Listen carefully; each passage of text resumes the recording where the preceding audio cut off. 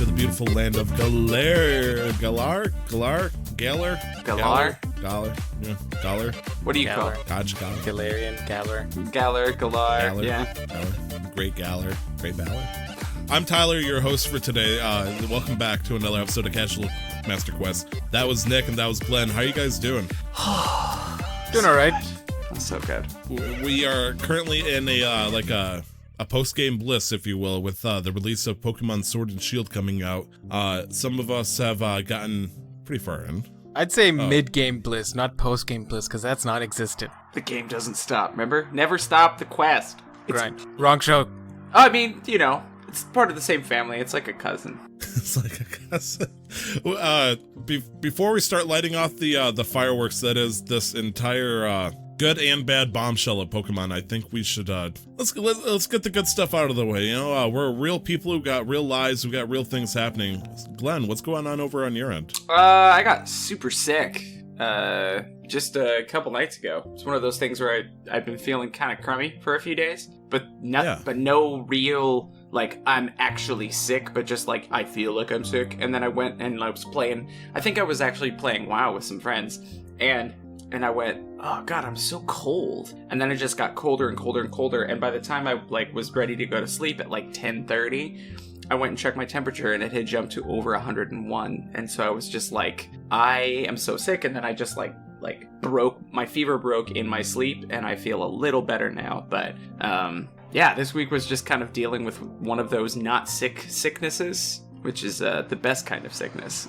So I'm still trying to figure out something on my end too, something similar. I keep sneezing, but I'm not sick. I just keep sneezing. Right. I don't have allergies I'm aware of, but yeah, it's like, I'm not sure if it's just the weather. Somehow it tickles the nostrils the right way, and then suddenly I'll start sneezing. I'll sneeze like once an hour for these past few nights. It's been freaking me out. It's like, you know, I'm checking temperature. It's like, well, I don't feel a fever. My throat's okay. What's the fuck is going on? It's like, I don't understand that, but yeah.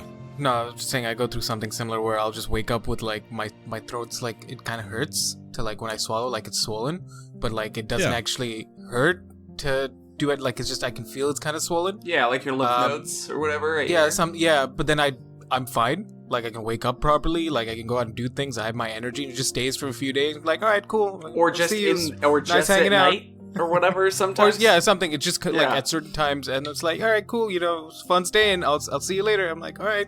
I love adulting. No, that's totally fair. I think there is one thing we're all sick with right now, and that's Pokemon fever, baby. Ooh. Yes. Oh man, 1000%. I remember. Sure. Yep. Checked my temperature, it's 151. Holy shit. I know on a medicine level for the doctors out there that's physically impossible, because I'd be like dead. Super dead. Not like Super Saiyan dead. Like, oof. Like there is no sense to be saving you from that. Oh, that's a really high fever. I just did the math. That's a really, like, you'd be dead. Yeah, you would. Yeah, again, Celsius, so I don't know what the normals are in Fahrenheit. My fever of a 101 is just barely above normal, but enough that it's bad. Like, body temperature for us is 98.6 on the average scale. Yeah, fair. I believe it's, like, deadly once, like, beyond deadly once it hits, like, 108. Yeah. So, 151 super dead would be, yeah. Oh, yeah, that's a high fever. That's 42 Celsius, 108. That's, like, oof. That's like somebody threw a Molotov cocktail at your brain the moment you tried checking your temperature. This is fine. Yeah, this is fine. It's fine. It's fine. But it's fine. Glenn, you bought a Switch. I did. Yeah, to my wife's chagrin. I went out and partially so mostly for this reason. When we were looking into like finding things for Sarah to do, just because I have so many games that I play, and she really does enjoy playing games, and a lot of the games that I play, she's like, I would love to, but we've only got one nice PC. So we had to find something console-based for her to play. She started playing Kingdom Hearts because she was like, I want to play a game like Zelda. And I was... She played Kingdom Hearts. And she did. I feel for her. It's just not enough like Zelda. It's fine, but it's very dated. I bleed Zelda. I understand your feeling. Yeah. It's like you want to play this cool game, so you got the Burger King toy version of it instead. It's like, I mean, it hits kind of the right. Like, is she playing the first Kingdom Hearts or? She's got one of our friends has the 9-game collection in a single box for PS4. So she's like midway. I'm not going to say it out loud one. because it is a big fancy word. Yeah, she only needs to play like 4 of them, I think, is what he said. Those are like, there's 4 of them that are kind of must plays. So are they though? I'd like to not have the Kingdom Hearts conversation because the whole like timeline is bullshit. End of story. Yeah, that's fair. I mean, that's probably one thing that's similar to Zelda is the timeline is also bullshit. No, okay, but Zelda doesn't do the .67 remix HD XD roar. I'm gonna fucking kill you, nuzzle wuzzle ubu. Like Zelda doesn't do that. Kingdom Hearts does that. Tell me I'm wrong. You're not wrong. You're not. You're not wrong. You're not wrong. They don't do that. I'm trying to think of any time they've done anything like that, but like the weirdest thing they've ever gone was Zelda 2, The Adventure of Link, the second game that came out. So it's like, no, I don't think you're wrong. You're right. It's like, as you would say, you are correct, sir. It's like, see, like with like it's a messy timeline. The chronology's off. Sure, there's all these multiple like paths, timelines, things to explore. Sure, fine. Okay, it's a little confusing, but each game's its own. But then with Kingdom Hearts, each game's its own, but they're all part of the same timeline, but they're not. And then you get all the main story in the games that are not the main games. But then you'll also never understand playing anything but the main games. Just some of them are alternate worlds, some of them are data worlds that are data versions of real worlds that you'll replay, and some of them don't exist at all. It's just in your memory. Oh, sorry. You broke me. That broke me a little bit. I think the weird thing is, like, in comparison of this whole topic of Zelda versus, like, say, Final Fantasy, Square Enix was like, no, there's some similar things in these, but they're all fucking different. There's no lines. Oh, 10-2? Okay, you got us. But everything else is fucking, 13-2 and 13-3. Shut the fuck up. They're all fucking different. And like the same topic came up to Nintendo. Nintendo's like, if we make a connection, everybody will be happy because Link holds us all together. And they look at this fucking messy ass board like 7-8 games in, sometime in the 90s, like, oh shit, we fucked up. Well, time to make some timelines. And it's like, so they're all different games, different renditions maybe of different games. It's like Final Fantasy, just I don't think they should be connected by a timeline. I never did. So the point of that was Sarah wanted to play a game like Zelda. Oh yeah, and look, you said Zelda. I'm sorry. Yeah, so no, you're fine. But I realized I didn't need my Xbox anymore because I have my PC. PC's better Xbox. So I'm sorry, I've never heard of an Xbox. You mean the Netflix machine that I have sitting in my cabinet? Yes. Oh, okay. Just wanted to confirm. Sorry, carry on, Glenn. I didn't mean to interrupt you. No, so I thought it was finally time. Did nothing but show Game Pass advertisements. Oh, you're talking about the Mixer machine. Okay, yeah, no, that's true. Yeah, that's it. The machine you use to watch Mixer and look at the Game Pass deals for your PC. Mm-hmm. Hey, it doubles as a doorstop at least if you really want it. Right, to. They're pretty durable. But we brought it in. I traded it in because if you were buying a console, which I wanted to get a Switch, you got 20% off of 2 used games. So I got 2 used games and Shield, and ended up spending, way less than I would have initially, I think, on everything between the trade-in and the discounts. And now we have a Switch, Pokemon Shield, Breath of the Wild, and I got Modern Warfare for PlayStation 4, so I can play that. Okay, it's all I got really cross-platform. confused and scared for a second. I thought you were going to say Modern Warfare for the Switch. Switch, yeah. Oh, no. Okay, so a couple of things I wanted to mention on that. First of all, it's almost not shocking that Modern Warfare has already been taken back to GameStops, even though it just came out. Mm-hmm. The other thing is, I don't know about in the States, but do you know how, before I bought Breath of the Wild officially, do you know how long I'd been looking for a used copy of Breath of the Wild? Because Nintendo never brings their prices down, and I never found one. So I never found one. And the fact that it was a used copy, so it's a little bit cheaper, and you got a 20% discount, I had to buy that motherfucker brand new because I couldn't find a used copy. Yeah, I paid less than $40 for it. Which would be like $50 for you, Nick, which is still... That's a good cheaper. fucking deal. Like, Nintendo games just don't go down. They don't. Ever. It's nuts. Nintendo first-party games specifically, Yeah. yes.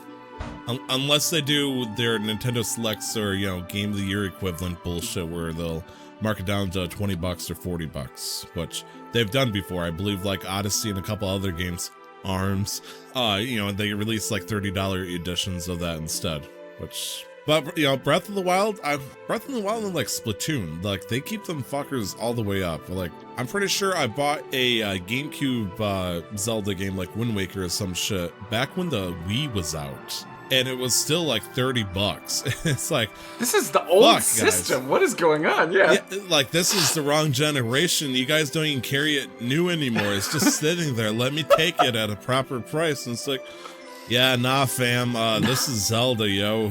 Nintendo tax. Nah, fam. I mean, that's just the way it is with first-party Nintendo games. By inducing a artificial scarcity, they keep it at a high price. Looking at GameStop online, Soul Silver for the Nintendo DS on GameStop is listed pre-owned at $60. What is that equivalent in Canadian? Well, I mean, that's because it's on a, For us, it's like $50. No. This is GameStop, so this is American. Oh, in the US. Oh, yeah. But it came out at $40, $35. Yeah, well, I mean, part of it is it's on a default, like an obsolete system, so it's a little bit rare to find. Yeah, GameStop's website's kind of trash, so. But like, it's still amazing. Like Nintendo games, first-party games, for the most part, they just barely ever go down.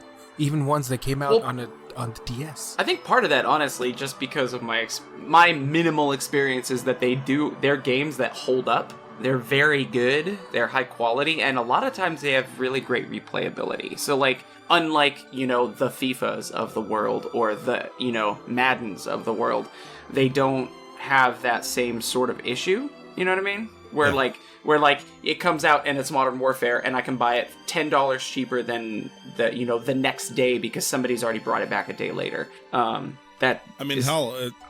On a adjacent topic, like indie games that come out on Nintendo platforms, the joke has always been Nintendo tax.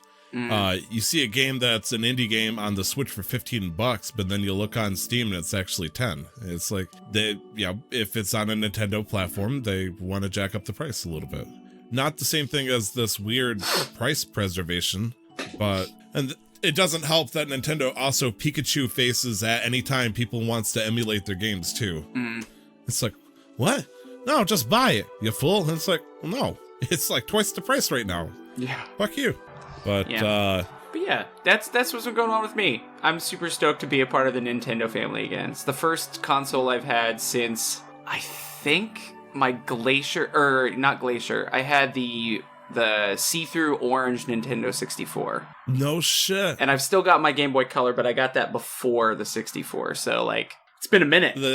The Giant Bomb East Crew is actually sending one of those Nintendo 64s to Antarctica. Really? Yeah, apparently, like, I have no idea what the context is, but they're sending that a copy of Donkey Kong 64 and then a imitation of a WWE championship belt for some reason.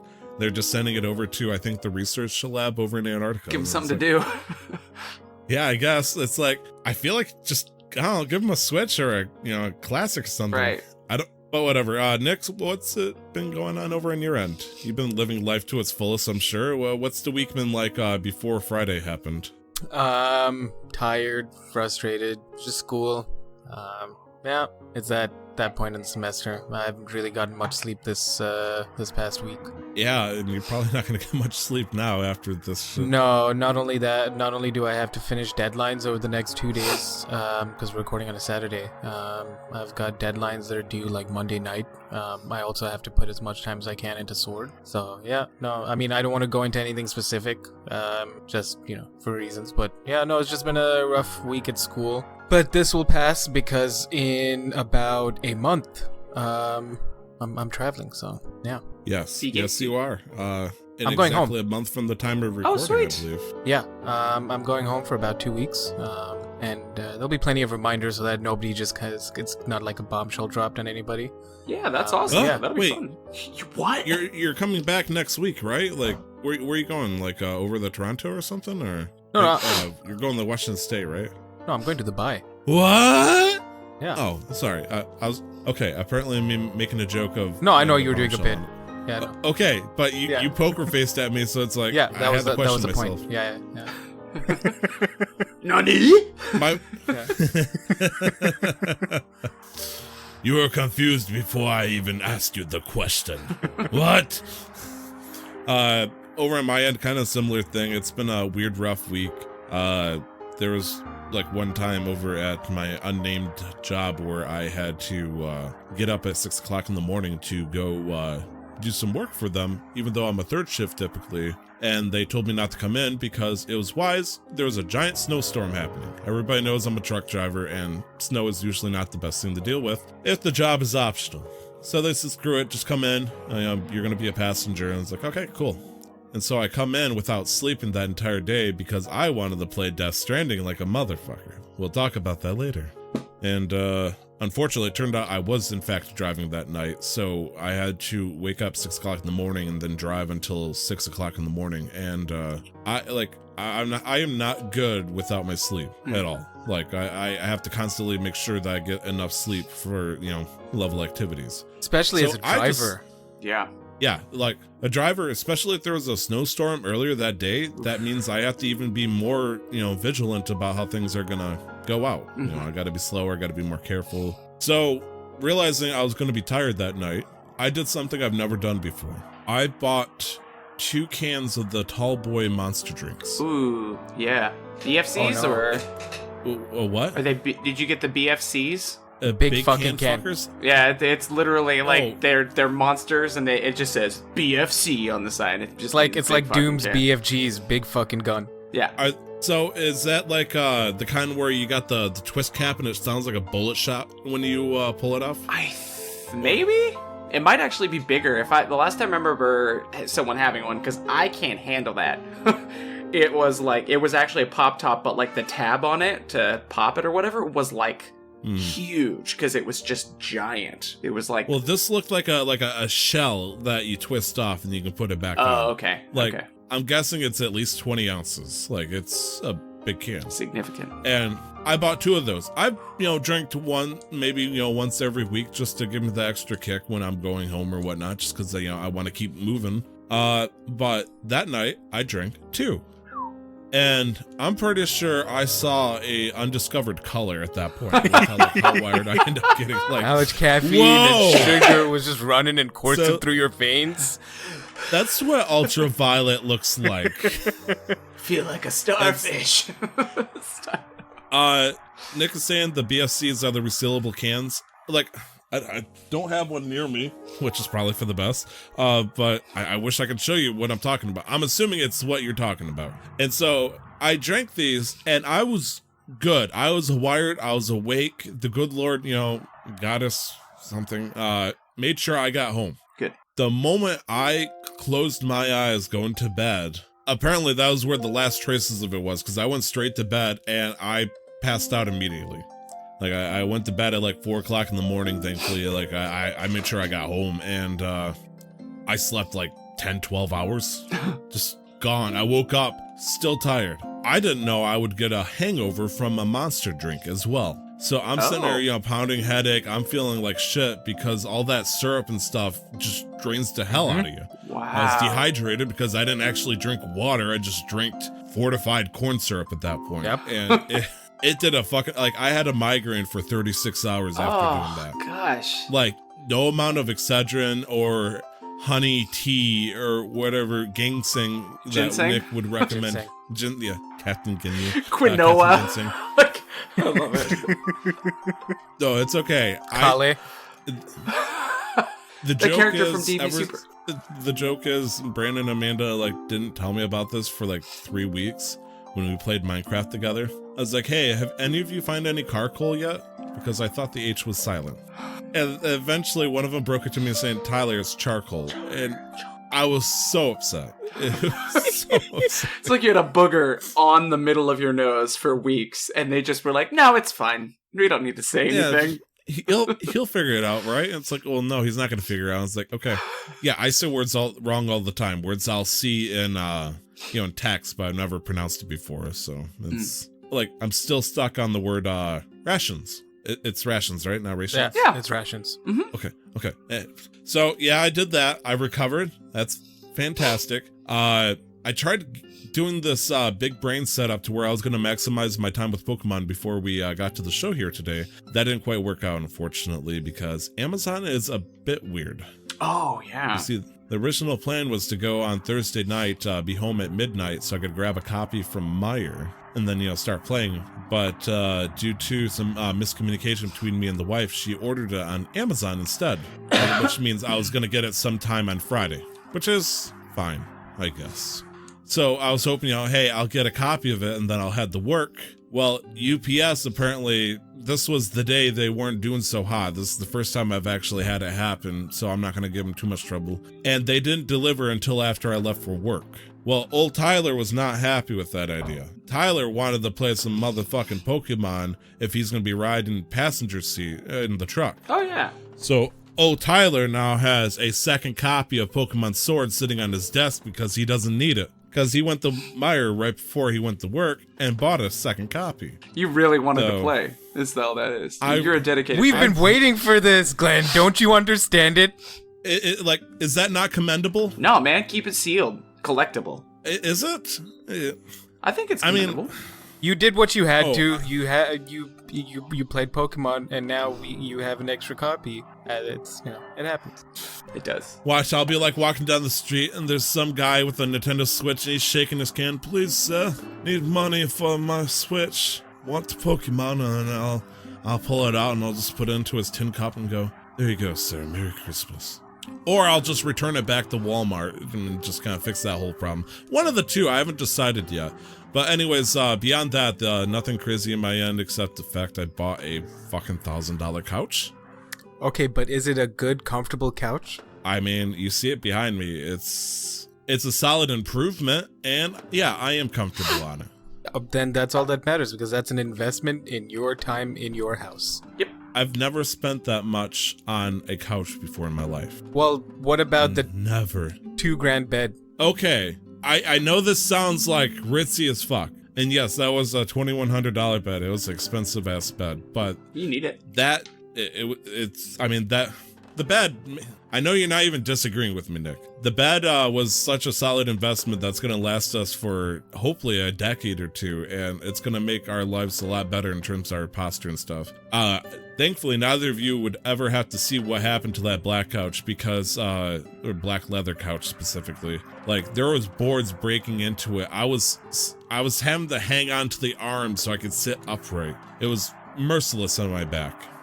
But switching this one, going from a $300 broken down couch to this swanky thing, pretty nice. Yeah, I mean, pretty nice. Again, it's an investment in your time in your house, and it's gonna pay off over a period of years. Right? Yeah. So you may not have to buy a bed for 20 years. That's worth more than a couple crappy beds that you're gonna spend the same amount on.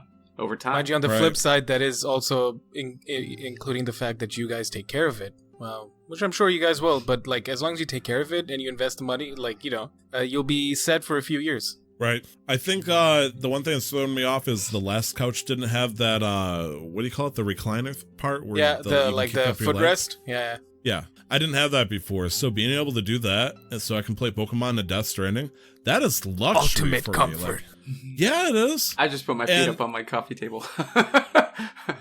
When you think of a couch, you think, to me, versus like a love seat, it's like a 3-cushion couch, right? You got the center one, you got the left one, right one, the left and right one would kick up. That's what it was like in my head. But this is the same length, if not longer, as a couch, but it's only 2. And so you can have one half of this entire fucking couch kick up. And so it's like, I could put a whole damn nacho bowl right there. Why I would want to do that on this nice couch. It's so weird, being able to kick up and not having to fight with the dog to lie down next to me. It's like, you got your own boardwalk over there. Just chill, dude. But yeah, okay. So that's enough about our fuck. Before we go on, I just wanted to say something interesting that I just remembered that actually happened. Is going to be quick. The one course that I'm taking that's about sustainability in textiles. After class this past week, we had a mini knitting session for about 30-40 minutes, and I learned the basics of how to knit. And that's really cool, and it shows me how bad my coordination is to some extent, and it was kind of it's a very cathartic experience. just doing like basic knitting stuff. I never learned how to knit, actually. I know how to cross stitch and I know how to crochet. I did a little cross stitching, but never any knitting. My wife likes to knit sometimes. She made an infinity scarf. She does pumpkin spice lattes. The thing that freaks me out with knitting is the fact you use 2 needles versus just 1. Right? And like I can do it with 1 hand. I can't do it with 2 hands though. Like, well, that's my problem with piano playing. Well, so with the knitting, what I've learned is like 1 hand really is staying stationary. So right now I'm just like learning the technique and not worrying about like the tension or the spacing or anything. So it's just more getting the practice in. And really the 1 hand is staying stationary as a thing to hold your loops and stuff. And it's really the only other needle that's moving around. And then once you fill it up or you get to the length you need, you just swap it all over to the other needle, swap them around in your hands, and you go again. I love it. It was thanks to my grandmother that I took an interest in that kind of stuff. Like, she knitted or crocheted my baby blanket. And so, having somebody make something like that. So that's a skill that it might not lead you to profit, Nick, but it will lead you to a level of sentiment that you'll probably not see for like, your children and whatnot, family. Yeah, I really want to practice more and do more because as part of this course, at some point, I also used a sewing machine. And that was really... That shit's scary. No, that was on my finger. That was really fun, actually. It was really cathartic. It was really simple. I was just sewing on a patch to like a hole in my crotch in my jeans. It was good. It's very cathartic. Like, it's not mindless, but you don't have to, because you're so focused on that one task and it's pretty straightforward. Like everything else kind of like fades away. And so with the knitting as well, like I was able to like pay attention to the conversations of the group, but I was still so focused on this, but it wasn't like super complicated. It was like 3 or 4 steps. So yeah.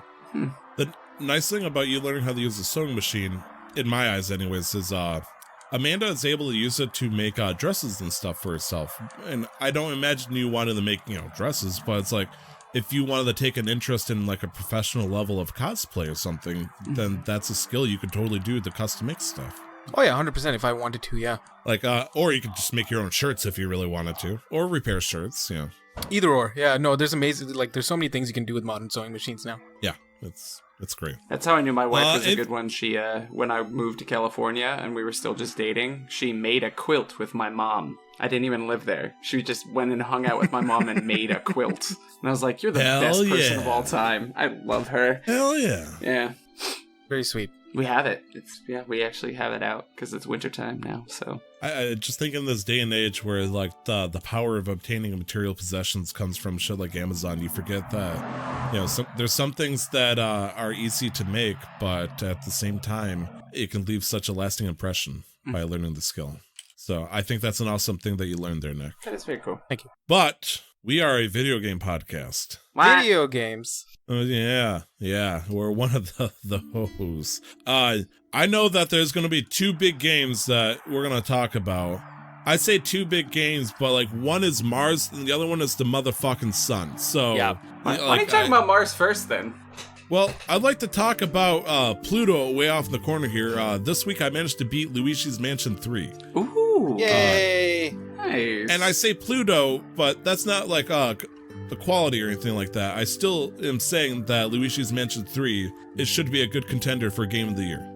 So, So I heard about Luigi's Mansion, and this apparently is a common issue. And I can't remember if this was already something to discuss, but I heard the controls were dog shit. The what? The controls were dog shit. Like, just in general, most players seem to agree that the controls were bad.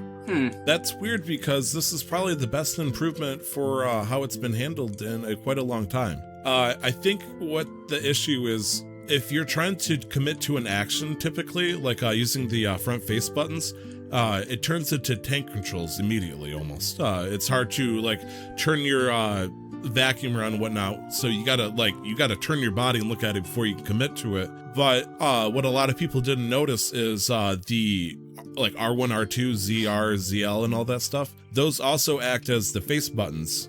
So if you press, let's say, A on the left side of the controller, you can't move the right thumbstick because that, your thumb's preoccupied. But if you grab the trigger controller, then you can start aiming with it. And so you can play amateur mode, which people were upset by because it felt kind of tanky. But if you got used to the alternate buttons, you'd learn how to move around pretty quickly. and the game doesn't really require you to commit to that level of agility, if you will. Nice as it would be, so I didn't see it being as much of a problem. Right. No, like everybody who's complaining about the controls have said that the game is great, but they've just had issues with the controls. So I was just wondering if you faced those issues. Because I know you and I differ on our opinions with the Switch controls. You like the gyro stuff, and I don't know if that's incorporated in Luigi's Mansion, and I hate it. It can be. I actively avoided it. Okay.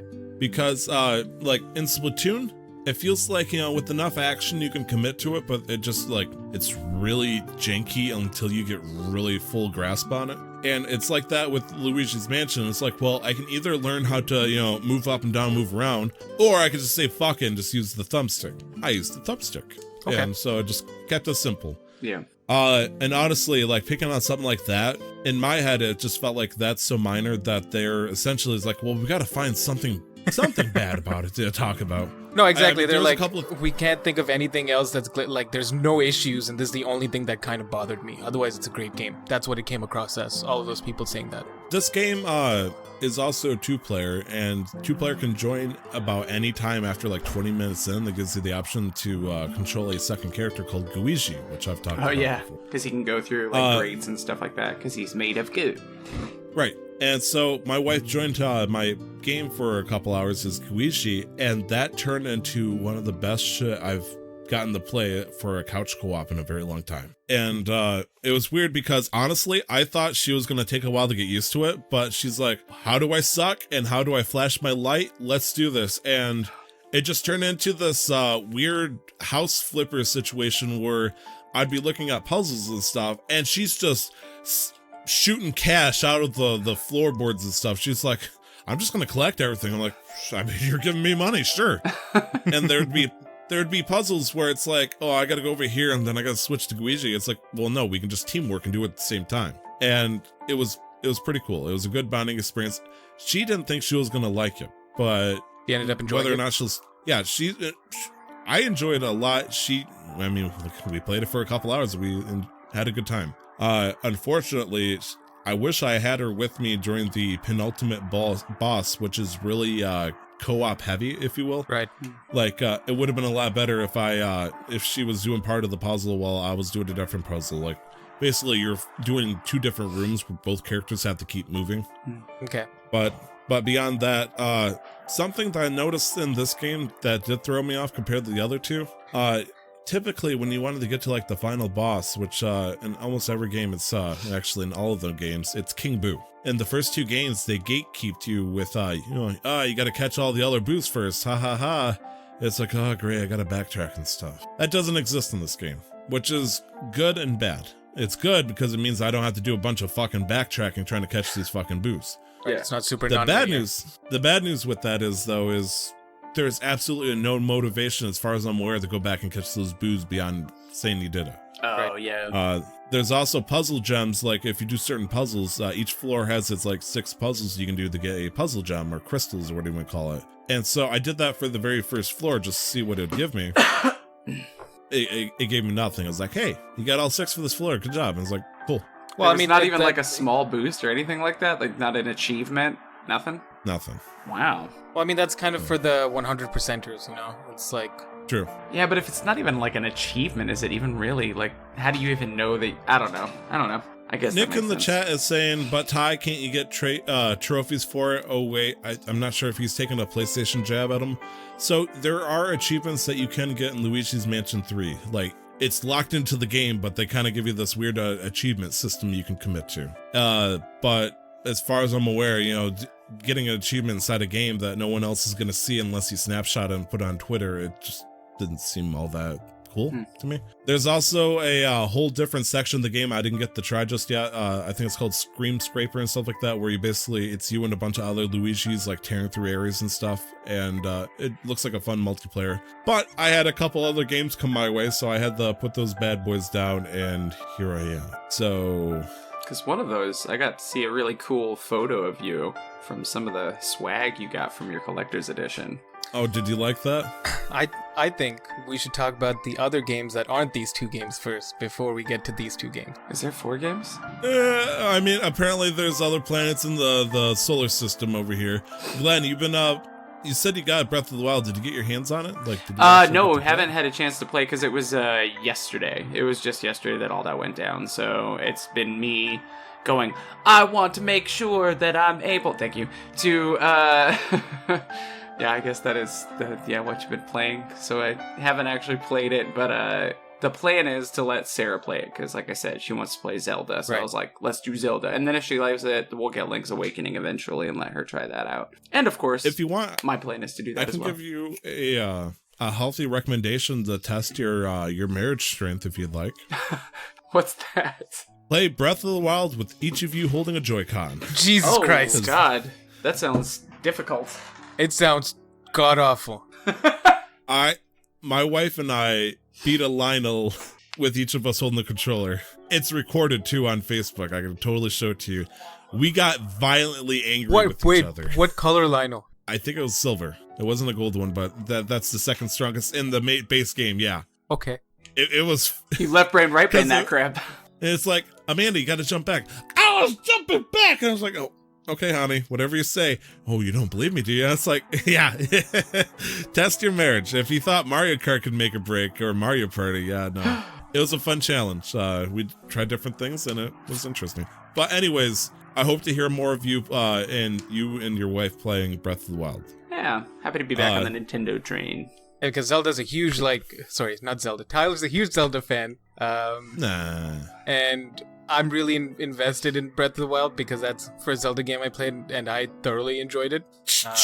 So it'd be interesting to see what a new player is going to experience it as. Yeah, who knows? Was there any other games you played, Glenn? Besides the Sun, no, not really. I've played a decent amount of TFT this week, but I was so gunky that I was just really... I think I only streamed once this week. It was and last week I only streamed 2 or 3 times. It's been... I'm hoping to get back on a consistent stream schedule. Also, I've been, trying to convince Sarah after me going out and putting this on the GameStop card, all of this stuff, and then her getting the Cloud Lifter to just make that last little capture card. Just get the capture card so I can stream it all, but, we're, I don't know, I have a buddy who might have one that I could borrow, so, yeah. Tyler will remember that. So, what about you, Nick? Did you get to play anything besides the, I love how Glenn coined it, as I put it, the Sun game. I've been playing some Moonlighter. I know I talked about that maybe a couple of months ago, but I picked it up again after playing it for a few hours. Nice. How does it feel after giving it some time? I can't remember why I stopped playing Moonlighter. I think something with Destiny or something else happened around that time, or me and my friend were going on this big streak in Overwatch and really getting into it. But I put it down. It was not because it was a bad game or anything. So Moonlighter is for those who don't know, it's a roguelike, a dungeon crawler. And you basically run a shop during the day, and you go dive into... It's a shop game too. You're That's what I remember mostly. Yeah, and then you go... you dive into dungeons at night, kill monsters, and you sell whatever shit you get from the monsters in the dungeons that you get. There are... Lore-wise, there are only 4 dungeons in the game because everybody's there's no way a 5th dungeon exists. But as you get through the bosses at the end of each dungeon, because it's 3 floors and 3 mini-bosses and 1 big boss, or 2 mini-bosses and 1 big boss, you get a key that goes into a mysterious wall near the entrance to all the other dungeons in a very, symmetric pattern. So, there's obviously no 5th dungeon, and there's only 4 open dungeons, and I've gotten 3 keys so far, so... What could it mean?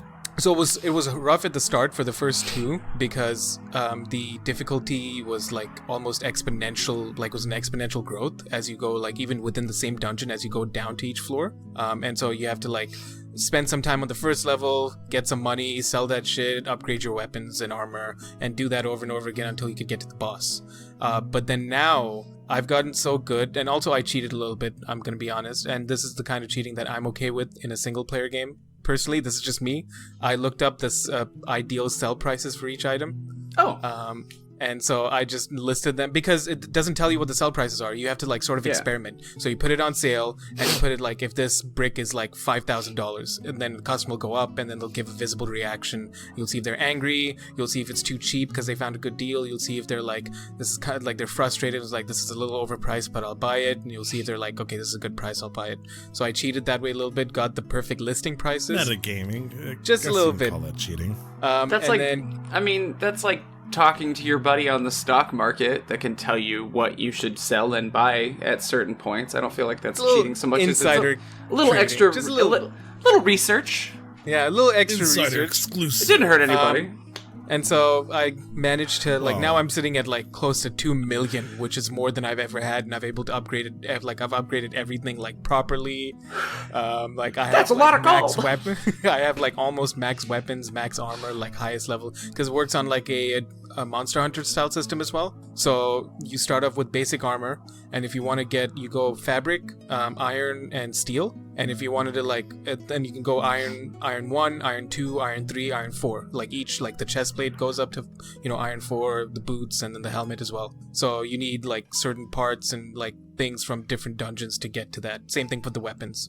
But the weapons go into 2 different lines, where like you have a sword and shield, you have a spear, a bow, fighting gloves, and a big sword. And you can either go like normal damage, which does more, or like elemental damage, which does less, but applies an elemental effect. And you need certain parts for those. And it's to some extent kind of in depth, but not like super in depth or super like difficult to get into. And so I've had fun with it. I think. It feels like it progresses you at a logical pace, so it never gets too complicated, right? Yeah.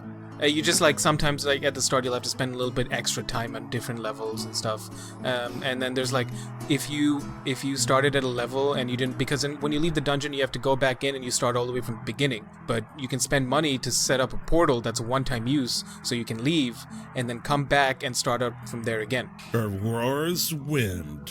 Checks out. So probably doesn't mean. I was gonna say I'm not sure if that means anything to either of you. No, it doesn't mean anything to me. So I'll get down all the way right before the boss room, get a whole bunch of shit, set up a portal, go out, sell all of that, upgrade my shit, get some potions, buff up, and then go back in and beat the boss. So yeah, that's Moonlighter's been fun, and it's a nice like sit back. I play it on my controller, and yeah, no, it's just been good as a warm up to get into playing with the controller for Pokemon. Oh, I guess it is a controller. Sorry. Yeah. Oh, right, because you only just got it, so you probably don't have the Pro controller, right? There's a Pro controller? Oh my man. That just looks like an Xbox controller. But it's not. And it's a it's Nintendo so Switch nice. Pro controller. It's really nice. Yeah, here's the thing. I was like thinking about getting a couple extra Joy-Cons. $80 for a pair of Joy-Cons. Fuck off, Nintendo. That's insane. And how much was that Pro controller? But we'll sell them reduced price, but together. Oh, what? The Pro controller was $80. Can you? Can you not hear me? Oh, I can hear you. I was muted by mistake. Oh, I'm sorry. Okay. Yeah. The Pro controller was $80. Fair enough, and it's wireless. Yeah. Pro controller for us is $65. Sorry. Okay. You can get it on Amazon. Okay, that's not terrible, but still, I've got a controller. It's fine. No, I totally understand how you feel about that. If you want to go super cheap, you can get a wired controller, which is a similar thing, except it doesn't have the gyroscopes in it. You can get it for like $20-$30 as well. And they come in different, like Mario or Zelda themed and whatnot. Does that just go into the cord area with the USB? Yes. Yeah, okay. It's USB-C to USB, like regular. Okay. But yes, if there's one thing I can recommend in terms of hardware for the Switch, it is 100% the Pro Controller. Like, if you play with just Joy-Con, like in the Joy-Con grip and stuff, it has a bit of a weird feel, but it's, it's still doable. Pro Controller and... as I've learned, fortunately it didn't happen to me, and Tyler, I also recommend this as a screen protector. Yeah, the screen protector is... right now I don't have a screen protector on it, but I need to get one. But I wasn't willing to spend, the amount of money they wanted me to spend on one at the GameStop. They were like, yeah, we have one that's like $50. And I was like... Amazon has one for Jesus. $15. For a screen protector? That was really it was nice. crazy. Yeah, no, I can get a 2-pack of a good tempered glass screen protector with a great rating for like $10. It's like nothing. And please, for the love of God, get a glass protector. Yeah. The reason being is the Switch actually generates a lot of heat on that screen. And so if that plastic starts to warp, you'll see bubbles and shit. And that's no good. Okay. But in the meantime, one last tip of a Switch owner to a Switch owner. If you don't have a screen protector on it, for the love of God, be super careful which way you put it into the Switch dock. Because if you put it in the wrong way, there's 2 grooves in the back of the dock that will carve into your screen if you try forcing it down the wrong way. Oh, great. Yeah. No, I've been super cautious, and I always am with my consoles, especially with this one. You treat your Switch with absolute care, I'm sure. Like a PS4 is easy. Like, you turn it on, make sure it stays not dusty, you clean out the ports, but like this, everything has a moving part. So like I'm super cautious because I also never want to pay that extra like fee for like just in case you break your console. Yeah, the warranty stuff. I'll take the factory warranty, thanks. If it's gonna break, it's not gonna be my fault. Right. Yeah. So good to know. I got a case for it too. It's a Pokemon case. Yay! I kind of gave this. What did I compare it to? Mars or something like that? I really feel like Death Stranding should be given at least Jupiter status here. Sure. Because I mean, the sun is still 10 times the size of Jupiter, but it's still big. Yeah. So, gas giant. Played a little bit more of Little Town Hero, got a little progression. I was kind of worried because the skills got all filled up. I got them all filled up early, and I was like, there should be at least halfway point in this game. I hit that halfway point, and they doubled the amount of skills I can have now. So I got a little bit more motivation to progress my whole gameplay with that. Story's still the same level of what you expect. Boss fights have been still top-notch. Been loving it. If you want to hear me talk about Little Town Hero, though, I've talked about it on a previous episode. However, this week, 2 games really kind of came into my field of attention. The first one was Death Stranding. I'm sure you guys see I have for the video listener or watchers, I have a giant-ass box that's supposed to be my game case. It's a big-ass box. That's a big box. It's basically, I mean, what's in the box? Oversized D20 on it, yeah. Yeah, that thing, the D20 is bigger than my hand, so you can imagine the size of the box. It's fucking huge. Norman Reedus is giant. Yeah, no kidding. He's a big man for you. I decided to make the jump. I wanted to try it out. I have not bought a collector or legendary edition in a very, very long time. And even though this probably wouldn't have been like the game of choice I would have gone for, I felt like this is probably the best one I can this time of year. And it did not disappoint, ? If I may say so, like Death Stranding visually, without knowing anything about the game, just seeing images, it's a beautiful fucking, like, it just visual, like aesthetically, it's kind of like my mood board for like the things that I liked. It's all dark and gloomy and like weird things and a little creepy, but it's like nice. And like when you get to the landscape views and shit, like it looks really clean. And like very like what's the like lush in terms of like the nature. And then you have like I don't know if, to what extent you've gotten to, but I know there's the one villain with the gold mask, like the gold skull mask, and then you've got fucking Mads Mikkelsen in the game, and Mads Mikkelsen's a beautiful man. So yeah, no, like aesthetically, like I really like the whole thing of Death Stranding.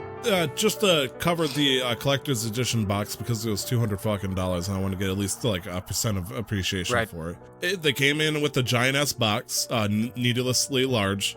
They gave me a very cheap looking toy chest box that's supposed to be like one of the crates I carry. It's okay. I think the big thing in terms of physicality beyond that and the keychain, which holds the is it Kojima Productions, I guess it would just be called? The logo? I'm pretty sure it's Kojima Productions. Okay, which is, it looks like a guy in like some kind of Viking spacesuit that is with a skull instead of a head. It looks pretty cool. It is Kojima Productions. Okay, just wanted to make sure. And Nick in the chat, you better watch out the names you say because I don't know that. I'll cut you for spoilers. Anyways, I think the biggest physical thing is probably that fucking baby. BB, sorry. Pardon me. Yeah, it's up on the shelf too. I didn't even notice it. Yeah, doesn't stick out at all. Jeez. When you look at it, it looks pretty damn cool. The fact that it's like standard gloss plastic and stuff doesn't really match the whole metallic feel that you would expect looking at it in game, but it's okay, I guess. Like honestly, it feels like I'm just trying to support Kojima with big daddy bucks at this point rather than actually getting stuff in return for it. The last thing I got for it beyond some cool in-game stuff was a 45-minute documentary about Death Stranding, the music, and how the game got developed, which that sounds cool as shit, having a 45-minute documentary that, you know, that is by, you know, Kojima. The only problem with that is I started watching the first 5 minutes, and between the interviews, they started showing scenes of the game that are further than I am. And I'm like, nope, no. Oh, I had to nope the fuck back out. So it's like, I couldn't watch that, but it looked good. That's a cool thing to like, I think, that's a cool addition to a collector's edition. Like, just listening to the beginning, it, like, they talked about, rather than trying to just hire, you know, a bunch of musicians and stuff for the music of the thing, we wanted to find people that shared Kojima's vision. And them being so close to Sony Interactive Entertainment, they went to Sony Music and, you know, it was like, hey, if there's any artists that want to work with Kojima, give us a, you know, call us. And turns out a lot of motherfuckers love Kojima. And so just people came out of the woodwork. But the game. I have played about 7 hours of the game so far, and so my review, my first thoughts of it is based off like the first 7 hours of the game, about 2.5 chapters in, which is just a little bit under the amount of stuff that people are able to talk about before they the thing came out with the NDAs essentially for most of the reviewers. The embargo and stuff. listed, yeah. Right. So is there any indication of how many chapters are in the game? Like as you're playing? It shows you what chapter you're on. It doesn't show how many there are total as far as I saw. I mean, granted, there's so much fucking information coming my way that, you know, I don't know what's up, but it's, as far as I can tell, the only idea that I could possibly know is that they showed the map of the United States and different points on it. Okay. And I could assume that each point is a chapter, and based off of that, there might be like, I don't know, 8 or something. But yeah, right now I'm on chapter 3. I'm just about to complete the first section of the United States, which I know sounds really weird saying it like that. So I'm pretty sure everybody and their mother has probably talked to somebody about Death Stranding to get a rough idea of what it's about. But for those like, you know, no, Nick, Glenn? No, I've seen gameplay of this post-apocalyptic Amazon delivery service of purely the delivery part. That's all I know. All I've seen. He's delivering things. Weird dudes are chasing him. He's got a baby strapped to his chest. What I know is what Rick and Morty showed me. If you don't mind, then I'm gonna try to keep spoiler-free, except for maybe the very first hour. Just that way, you know, light spoilers, just to give a rough idea what's happening. So you are Sam Porter Bridges, which Sam is your name, obviously. Porter is because that's your job, and Bridges is because that's the company you're contracted with. Oh. Yeah. So the concept is after some bad things happen, the president of the United States is trying to connect coast to coast. And again, the you know, spoilers are loose here. And she asks Sam to follow another person's work who went to the West to make the connection, but they aren't doing so hot. And so it's your job to follow in her footsteps and try to connect the world under this internet or infrastructure of sorts to help deliver mass information of data, which includes materials to Star Trek materialize food and other supplies to try to bring the world back to a more stable order. Because the whole world got, for lack of a better way of me saying it, butt fucked by the line between life and death itself. People have discovered they can cross the line as living people into death, known as the beach, which gives them a pseudo version of immortality, but at the same time doing so allowed death to cross back over as creatures that want to, you know, take life, essentially. And that problem has led to the fact that anytime somebody dies, death will creep over and will cause devastation akin to that of an atomic explosion, which is why a single person dying can devastate a whole city, leading to apocalypse, as it turns out. So trying to sort through that, Sam, being the begrudging hero he is now trying to travel the different parts of the country to deliver supplies to people, as well as connecting them on this network of sorts. And the way I described that is very loose. There's a lot more that's going on that explains what's happening, but to that end, like I'm basically making Breath of the Wild treks to each location, which has its own problems and quirks that I gotta face along the way. And it's been a hell of an experience because initially when you think about the whole idea of the simple form of walking simulator, yes, to the bare bones, much like Pokemon is you being a grass walking simulator, I guess. You know, it's like, sure. I mean, that's one way to describe it, but it's been interesting because Kojima has been going full throttle with his terms and other bullshit. There's names like Die Hard Man, who's the person that's giving you the main quest, essentially. You got Dead Man, aka the local mortician that's helping you out. You have Mama, who is the person in charge of BB and stuff like that. And it's just like the naming schematics is like, what? Okay. Sure, no, like it feels like maybe they hired somebody from My Little Pony with like the most bizarre but still, you know, understandable names with explain what they do in this, their role in this, and or it's like they were given Japanese names and direct, like put them into Google Translate, and this is what it means in English. It's like, okay, this guy is a badass. Let's put badass in the Japanese, put Japanese back in the English.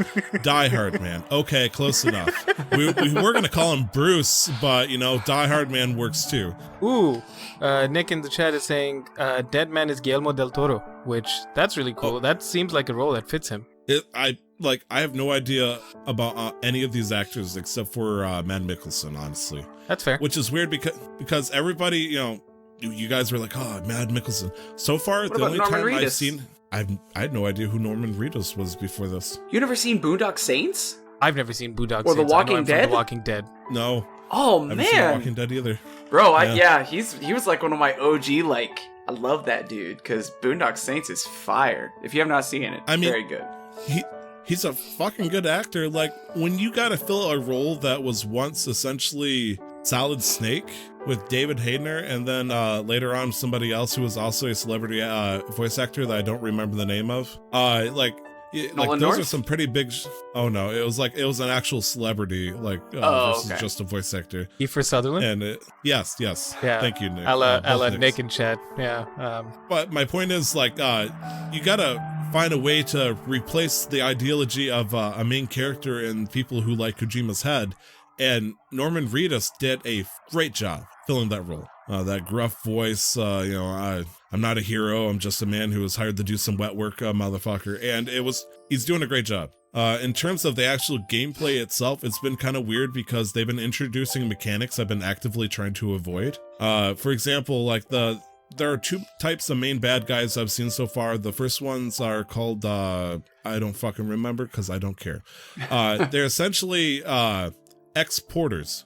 People who were mailmen that, as Nick in the chat, they were renamed before me, they're called mules. People who were porters like Sam, but apparently got corrupted by the power of likes, which is a type of currency, or you can get likes for anything you do from other players or NPCs in the game, kind of like Facebook style. And these people got corrupted by this so much that they just kept trying to steal more and more packages to get likes. That's Black Mirror shit. So they're just some, be crazed motherfuckers that are like, yes, my precious, give me your package. Give me your likes. And, but I guess on the supernatural Kojima end that, everybody keeps thinking about is the creatures called BTs, which is the spirits that transcend that line of life and death and come to, fuck your shit up. And they really display them as like, oh, and behold, you see these creatures, your day is done. You're dead. And I am going to come to the conclusion that is not true at fucking all. You're not supposed to actually fight them typically. You're supposed to sneak by them and all that stuff, and you got to be stealthy and stuff. But I discovered a couple of things. One is what the game gave me. The character that you're playing at has a couple of abilities first one's called Dooms. Basically allows you to sense these creatures. That is like a supernatural sense you have. The second thing you have is called Repatriate, which is a made-up word, I'm pretty fucking sure. It means if you die, you can recross that line of life and death and come back again, which essentially means your character can't die as long as he chooses to come back. Did you say repatriate? And yes. Not a made-up word. Okay. What means does it mean? Send someone back to their own country. Well, I'm pretty sure it's made up in the meaning of it in this case, because unless country is life at this point. I mean, at an abstract level, you could probably liken life and It's death I just as my countries. Kojima glasses. You just have to boil things down to like nothingness as you just take this mushroom and then you just imagine what this life would look like as a game. Right. And because your character is so fucking special, people have realized that apparently BTs do not like Sam Porter bridges, like on a genetic level. So what's the best way to fight these things if your own existence, just your essence of your body is repelling to these things? Kojima's answer is, why don't we just take your piss and shit and turn them into grenades? And it's like... Sorry, it's a weird thing to say out loud. Okay then. That went from 0 to 60 really quick. Ooh. I fucking know, man. It's Do you so like apples? bizarre. Yeah, I like chopping people's brains out. Like, that's what it felt like. So there's 4 ways that they will take things from you to turn into repellents, if you will, against these fucking shadowy looking creatures. Okay. Repellent makes sense. The first one is shower. Anything, they'll take shower water of your sweat and stuff, and they'll turn that into a grenade. They're selling bath water. Are you telling me that you're a post-apocalyptic e-boy and you're using your e-boy bathwater as a weapon? Is that what I'm hearing with mine own ears? So you get more likes. I guess like the logic is there's a chemical that's being produced whenever anybody crosses this line in some shape or form, and it's called chrysalid, I think. And it just imagine it like powder, like this weird non-earth powder that comes off. And since he's constantly dealing with these motherfuckers, he sweats this shit. And so they collect that and his bathwater. I love it. And turns into grenades. That is called Grenade Type 0. Grenade Type 1 is piss. Grenade Type 2 is shit. Okay. Checks out. And then there's a third type, which is unique in the situation, blood. where you can take your own blood. Yes. I was right. I love it so much. I know. It's like, it's weird when they introduce it to you, like, here's some blood bags of your own blood. I'm like, throw it at fuck him. am I going to use? And it's like, if you hook it up to yourself, you'll slowly gain health over time. Or if you want a Brig Vein meme, you can take this weird grenade thing that'll use your own blood. You can toss it at the enemy. I'm like, I kind of like it. I'm not gonna lie. I kind of like it. It's definitely a different take on how things fuck with would work, that. but it's a different world. So I mean, things function differently. So it's cool. I mean, you say a different world. It's a Kojima parallel, but yes, it's a different fucking I mean, it's world. like post-apocalyptic, and like things have changed, and that's obvious by how things work. You know. I mean, in this Kojima parallel, for some reason, instead of there being an overabundance of trees and grass, there's fucking rocks everywhere where it looks like there's a volcanic explosion. And those rocks Kojima put rocks in this game, kind of like how the Germans decided to put anti-tank X's onto the beaches of Normandy. It's meant to simply stop you from walking forward. Because they introduced fairly quickly the idea that you can use a motorcycle if you want to, but there's no safe pathway that you can take except for like very few dirt paths. Because that game you're playing, they don't have roads. You are the bridge linking together communities. Yeah. And to top off on that, you are able to build your own pathways to help divert these problems. Examples are they'll give you materials to where you can make certain items such as, shocker, a ladder, a rope climbing thing, a bridge. And so I hit the point where I was able to finally build a bridge, and if you connect to a given area, like let's say I go to this first little outpost right next to the city. When I'm walking around, I see jack shit around me. No one has been here in ages. But the moment I connect to that, it connects to real life internet, and it starts putting in stuff that other players have done themselves. So suddenly there's bridges and rock climbing stuff that I can use of other people from that, pretty much they've been there already and they left their stuff behind for me to make my life runners easier. Or whatever. Other porters, like real life people. Huh. That's really cool. Yeah, that is. And the other thing is you have to be able to make the item yourself for you to be able to see it. So like I went through this first area, I connected to it. They gave me the ability to make ladders and rope climbing stuff, and suddenly I saw them, everywhere, 20 of them in different directions. And it was nice because, there's times where it's like I could just climb this wall or I could walk through this horrible looking area. And, having another player make my life easier for that one time was pretty cool. And then when bridges came into the picture, bridges are a lot more demanding to make, but they're not super hard. And demanding resource-wise or time-wise? Resource-wise. Okay. The nice thing is each of these areas that you go to, these outposts, if you will, have their own set of generating materials that you can grab from, but they're all like separate bank accounts. So if you put your stuff in this one base and you walk off, that shit's gone until you walk back to the one base. It's not like a one-time bank everywhere. And same thing goes for resources generated from each area, which will increase as you do more runs for them. And the whole liking, you can like anything somebody makes, whether it be like a hologram on the ground, whether it be a rope somebody put to help you out. And so there are some people who are super smart that, put them right at the spot that you absolutely need to, and they'll have like 20,000 likes from, a bunch of different people. And so my big brain thought is like, hey, if I put a bridge right here that I know everybody's going to want to cross, I'll get a bunch of likes, and no one's done it. It made me really sad. But anyways, the last thing I got to do after I said that there was a way the game deals with these supernatural monsters, and then there's my way.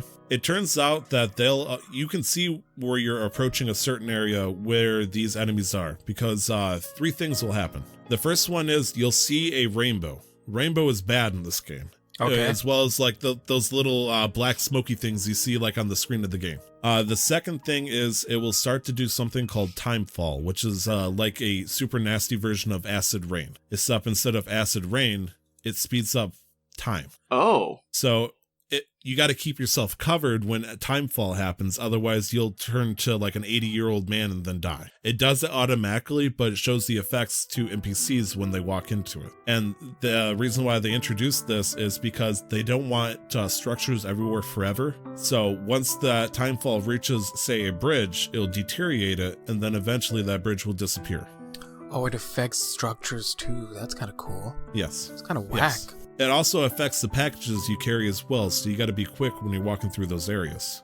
That makes sense. But then, if you're in timefall area, the third thing happens that Nick was describing. It'll do a quick 8-second cutscene where it shows this little radar thing that you keep on your shoulder. Kind of like, for you, Glenn, it looks like Victor's special thing on his shoulder. And it turns into this Dragon Ball Z or Dragon Ball radar showing you that there are BTs in this general direction. So once you get into this given area, you gotta sneak around away from these motherfuckers, doing a mixture of like crouch walking and covering your mouth to hold your breath, which you gotta figure out how long you can hold your breath, because if you hold it too long, you'll gasp, and that's no good.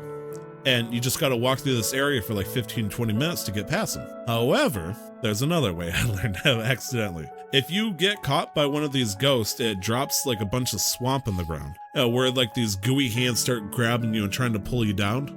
Yeah, it looks nasty, Glenn.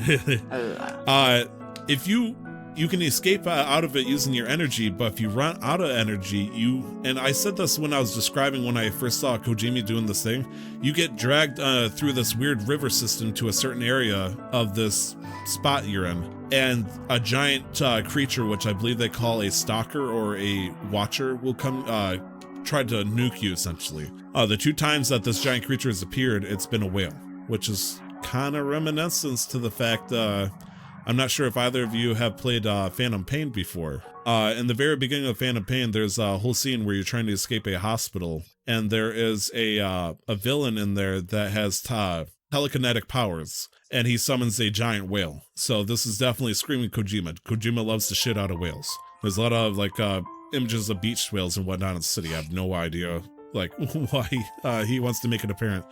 Well, this is where you fight them using your piss, shit, Twitch stream bath water, or your own blood at this point. Or, if you're big brain Tyler over here, you say fuck it and you run away. You run away, you get to the edge of this goop lake, and once you hit that, it says, well, I didn't want to fucking follow you. I didn't want you anyways. It walks away, the rain stops, all these monsters disappear, the rest of the air is completely clear. So the big brain thing is to do is let yourself get caught, run for your life, and then everything goes away. For the scene. Yeah. Like, if they kept going, I would, and they were still hiding in different locations, I'd say, no, don't ever do that. But if it just triggers and stops, it's like, yeah, So with that in mind, I feel like I might have cheated the game a little bit doing that, but I'm only like... You gotta get your packages delivered, man. You can't waste time. Time is money, and people need to survive. Right. And there's a bunch of other stupid shit I could describe about me drinking the monster so I can have more energy to run of course. time. Of course. Right. It seems about normal. Why wouldn't you drink the monster? And if you take damage, you upset BB, so after like a traumatic scene, you gotta sit there, detach the BB, and then you kind of rock it up down, holding the PlayStation 4 controller, just rocking it up and down, trying to soothe it and shit. And the amount of shit you gotta do to keep this game okay with you is way up there. It's way up there. But the most important thing is, I've been having fun. That's good. It's weird because a lot of people are saying, the walking is boring, or the only time they're finding it interesting is when they're doing the walking. I like both, as it turns out. So I don't know if I'm just like that outlier of person that's enjoying everything so far, but the only thing I didn't like is sometimes it feels like it's not really giving you the whole picture of your quest, how to handle it or do something, because you can put a place on the map where you want to go, and it will give you essentially the air mile equivalent. It'll shoot you a straight line, which will then probably go right into a mountain, and it won't show you how to get around that mountain. It just says, hey, I just walked through this mountain. It's like, fuck. It's kind of like in Skyrim when it was like, all right, you gotta go see the Greybeards, right at the start. Like, how the fuck do I get there? I don't know this area. Then you go and you fight a frost troll, you die a few times, you finally get there, and they're like, nah, fam, we're just gonna shout at you for a bit, and now you gotta go back down. We're like, all right, cool. And there's other things that have been kind of throwing me off, like, I didn't realize this. Some missions are like, here's 5 packages, we need 4 of them. There's some missions that are like, here's 5 packages, we need all 5 of them. There's one time I got attacked by a bunch of those mule crazy motherfuckers. I dropped 1 package and I went all the way the rest of the way thinking I only needed 4. Realizing then I had to backtrack and find a way to climb down the side of a mountain that I dropped it off of with like a series of different climbing gears. That part pissed me off. But, I mean, the name of the game is to avoid the enemies if you can avoid them, right, and it'll make your trip smooth. And other than that, yeah, well, pretty solid game so far. I'm excited to hear how it goes on, because then I'll probably end up getting it in March. I'll tell you about it after I beat Sun here. Okay. So this is going to be a longer episode, so unless everybody really needs to hunker down, this is going to be a hot minute here. Is it? Yeah. Okay. I was just hoping to say goodbye to my wife before she had to go. Do you want to take a quick break or quick break to... No, I just like when it gets closer, I'll just go and I'll let you guys keep talking and then I'll step away and say goodbye to her. Sounds good. Yeah. Yeah, I'm gonna say it. Like, I knew this was gonna be a big episode with all the games into it, but I respect that. So, Pokemon Sword and Shield. Yes, sir. I got 2 questions before we jump heavily into it. The first one is, who got Sword and who got Shield? Shield here. I think the 2 of us are playing Sword, Tyler. That is correct. So we got 2 swords and a shield. I know just Nick how I like it. playing... 1 sword in each hand and a shield in my back, cause fuck it. Oh, I think it's like a shield in my dick. Just don't get hit. Why do you have the shield then, rookie? Well, my back's gotta look cool. It's like your a turtle. Could look cool too. It's like a condom. Medieval condom. Okay, so anyways, the second question is, what did we pick for the starter? Oh, Tyler knows what I picked. I want to know what Glenn picked. I picked the rabbit one. Okay, Score Bunny. Yeah. So you got Score Bunny, and Nick and I both got Grookey. Okay. You did Grookey? Yeah. Oh yeah. Oh yeah. What is there no other good leaf Pokemon in this? There really just there's just really no good leaf Pokemon in general. Really? No. I feel like Bulbasaur is pretty fire. No, Bulbasaur is trash. Stat-wise, Bulbasaur is pretty trash. I have to make it very clear, I'm looking at stats. And for my playstyle, Bulbasaur doesn't fit me whatsoever. Isn't Celebi also plant? Yeah, Celebi is grass. But grass fuck type. legendaries. Superior. Is that the name of that Pokemon? Superior? Superior. Superior. Yeah. That with Contrary is probably one of the best grass Pokemon. That's true. I've seen Yeah, so far. actually with hidden ability, that Superior is very, very strong. Superior, what is that an evolution of? It goes Snivy. which is generally whatever. These are this is the nice thing with proper nouns. You can usually pronounce them anyway unless somebody corrects you. So whatever, I don't care. Yeah, I don't think I know any of those because that's Gen 5 or 6, isn't it? That's Gen 5. Yeah. Yeah, I've never heard of that one. So yeah. So fun fact, at least with me, I align for whatever reason. I'm not a religious person, but I was born on the day of the birthday of one of our gods in Hinduism, the god Hanuman, who is the monkey god, the monkey king. I'm pretty sure something. I can't remember. I don't know the exact lore. And so I've always just aligned with like monkey type Pokemon, which is why Infernape's my favorite. I grouped up with somebody named Hanuman. I was like, why do I know that name? And I played with them for a solid couple hours because it was a raid. Okay, good to know that had a root in something that is, more meaningful. Cool. Not to backtrack a little bit, but Death Stranding asked me for my birthday, and I put it in, and it's like, people who have this type of, this birthday range actually have a stronger sense of dooms, which is that sensing ability. I'm like, okay. So did you guys get to that point where some lady randomly asked you your birthday and then kind of ditched you? In Pokemon? Yeah, Sword and Shield. No. Did you miss that? Oh, I believe it's right next to the Poke Center of the first town. Somebody's like, hey, I can tell you your fortune. You just got to tell me your birthday. I mean, it might have happened. I was tired that night because you were watching me play that first area. I was tired that night, so I might have just missed it. Yeah, she looks at her paper and it's like, oh, it's smudged. You'll be lucky. Or not. Bye. And it just pieces out. And it's like, okay, that's how they're going to confirm my birthday. That's cool. Huh. Just a weird way. So, Nick, it sounds like you are probably the furthest, but Glenn and I might be not really hot in your heels. You're pretty much lapping me, at least by far. Same. I've got 11 and a half hours into it right now. And I want to hear... Primarily, I want to hear Glenn's thoughts first, because this is like a whole new game to me. It is. It's... hearing even when I go to a Poke Center and heal up my Pokemon and it's the dam but it's like the HD orchestral version compared to what I'm used to on my Game Boy Color, Pokemon Yellow. So it was, I don't know, I don't know, what was the question? There's a lot of thoughts. No, just how has the game been for you so far? I've loved it. Yeah, I love it. I mean, the gameplay itself, storyline wise, feels very linear. It feels like, there's some things you can do that will enhance it for the, if you want to go and explore, you might find a random TM or a Firestone or something, or you can fill up your Pokedex. You found a Firestone? I need one. And a Thunderstone, yeah. What? Yeah, all in that first wild area. Oh yeah, in the wild area you can find a bunch of things. You must have good RNG then. Jesus. I've only been finding mushrooms. Oh yeah, but the mushrooms are worth 1,000 gold a piece or 2,500 if you find I had. Funny thing is with all Pokemon games, I can go back to my platinum right now probably, and I probably still have a dozen nuggets. I never sell them because I just never need the money. I just end up roaming around fighting enough. I just never need the money. Yeah. You sure in hell don't need the money in the beginning of this game when your mom gives you the first house mortgage worth of money. 30,000 yen? Jesus Christ. But yeah, I just got through the first opening ceremony. So I think I'm 6 or 7 hours in. So I've been doing a lot of exploring. I've spent a lot of time just going back out of that first wild area and healing up and then coming back. So all my Pokemon are around level 17 to 20 already. Okay. And I haven't even tried the first gym yet, just because there's so much new stuff, lot. and in that first wild area, there's a bunch of super powerful Pokemon just walking around. Yep. The ones that you can see that are bigger, like a Rhydon or I saw a Rhydon. Oh, did you go across the bridge? Yeah.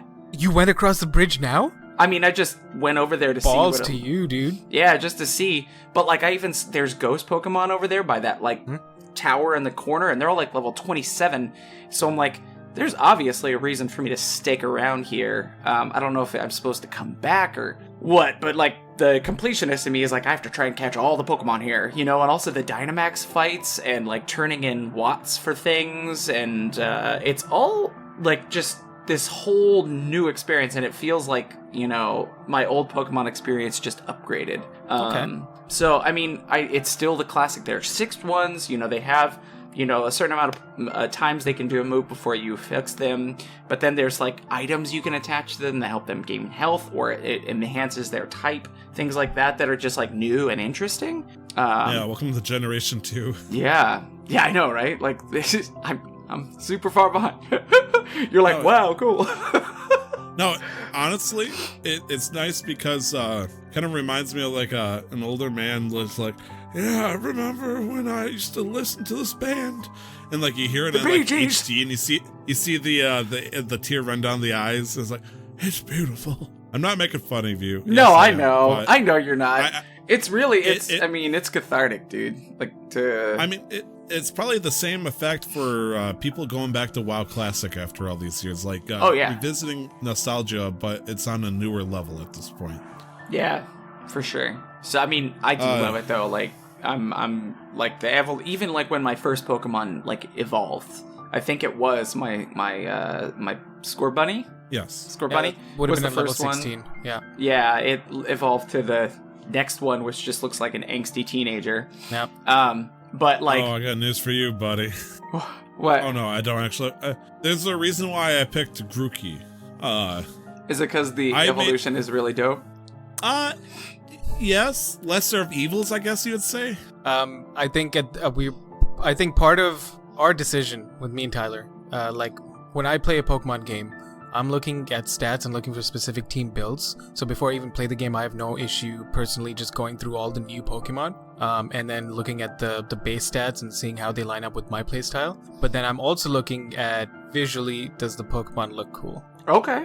Right. I feel for me, that. when I pick my starter, I'm not going to do that for kind of competitive play or anything like that. I just want a cool looking starter. And to me personally, I always thought that the water Pokemon starters were the coolest. I thought Blastoise looked cool. I thought Feraligatr looked cool. Yep. Yeah, like Empoleon and all that Swampert. stuff. I thought they all looked cool. Yeah. Samurott was even cool shipping. looking. And so I was originally going to go with Sobble as my starter, the water starter, which would have completed our little McDonald's triangle over here. The problem is, though, I made a mistake, and I decided to Google Final Evolution of Sobble, because in Sun and Moon days, Popplio was my personal favorite. It was a cute-looking, clown-looking seal. And before the Final Evolutions got released, people were trying to guess what it was going to look like. And the version I saw that got me super excited was this clown-looking motherfucker that was, this big beef daddy of a seal. What we got was a little different. We got Primarina, which is a seal that looked like it came from an opera, which makes sense with its water fairy type. It was very different though, and it didn't feed into my male power fantasy, I guess if you will, of this badass looking starter monster. And so I was like, okay, I'm gonna get Sobble. Sobble looks, like timid and stuff like that. I'm sure Sobble's final form will turn into like, I have gotten past my teenager years and now I understand and I'm Incineroar or something. And no, that's not the case. It's not the case with Scorbunny either, I don't think. It's out of my power fantasy. But when I saw Grookey's final form, I knew that Grookey was going to be my boy. It's funny because the Scorbunny's final evolution aligns more with my playstyle, but I'm like, but Grookey's final evolution looks so much cooler, I want it. And so I just built around it. I don't think I've ever had a grass starter since Trico. Trico's from Gen 3, and Sceptile aligns with my playstyle. It's fast, hits hard, it's not very tanky, but I don't care, I just want to hit fast and hard. Mm-hmm. I want to go first. That's my playstyle. I don't care if one hit from you will take me out, I'm gonna do that to you first. I mean, that style I think is, in competitive play, I'd go for that too. I was a big Blaziken fan in terms of that. Oh, yeah. Blaziken was great for that kind of stuff, especially when you can get its Mega Evolution form. But Typhlosion, bro. Yeah. Typhlosion, I'm sad because Typhlosion is one of the weakest fire types, I think. He just fire looks starters. So cool. It looks very cool, He just though. looks awesome. Very cool. But so when I looked at Sobble's final evolution, I realized that I was staring face to face to what my essentially is. This must be what the hipsters wanted. Like it's a cruel way of me putting it like that, but yeah. So we can go on about starters. I'm gonna sigh and look off into the distance. So disregard me because there's a lot to unpack here. Who wants to? So I'll go into all the negatives later, but for the most part, I'm having a good time. I'm enjoying it. The towns, the landscapes, specifically the towns and the cities that they've built have been very nice to explore, and the detail there has been good. I've had a very good time exploring the first city that you get to. That's from the wild area. I don't know if you roamed around there, but it's nice. It's a nice multi-layered city, and it's got like this old style to it, a little steampunky. I really like it. there's been lots of nice quality of life changes, which like you've got autosave now, which I don't think will ever take away the anxiety of me knowing that I haven't saved for a while, but knowing that I haven't done it, and if something goes wrong, then that'd probably be okay, and I can just reload to like the last autosave, but I'd still rather manually save so I know exactly which point I'm reloading to. And I don't know if any of you noticed it, but I just noticed it before we got onto this. You can swap, so when you open up your menu, you can swap around the icons. The order of the icons for the Pokedex and Pokemon accessing your party and the save. You can swap them around. Wow, that's pretty cool. That's interesting. I thought that was really cool. That was a nice, like, kind of, it gives you more, like, this is... customized UI. Yeah, that's really neat. Get to what you want to as soon as you can. I really like the new TM system. So, from Generation 1... TM or TR? So that new system. So from Generation 1, you had TMs and HMs. And the HM system, which gave you the ability to navigate the world, but were moves that you could not forget unless you're going to a very specific person, was dropped, I want to say, in Gen 5. And Gen 6, they gave you, like, a thing to traverse the world and stuff. We're like, oh, you call this Charizard, and this Charizard will fly you here. Am I remembering that correct, Tyler? Yes. Generation 1, if you learned an HM, you couldn't lose it no matter what.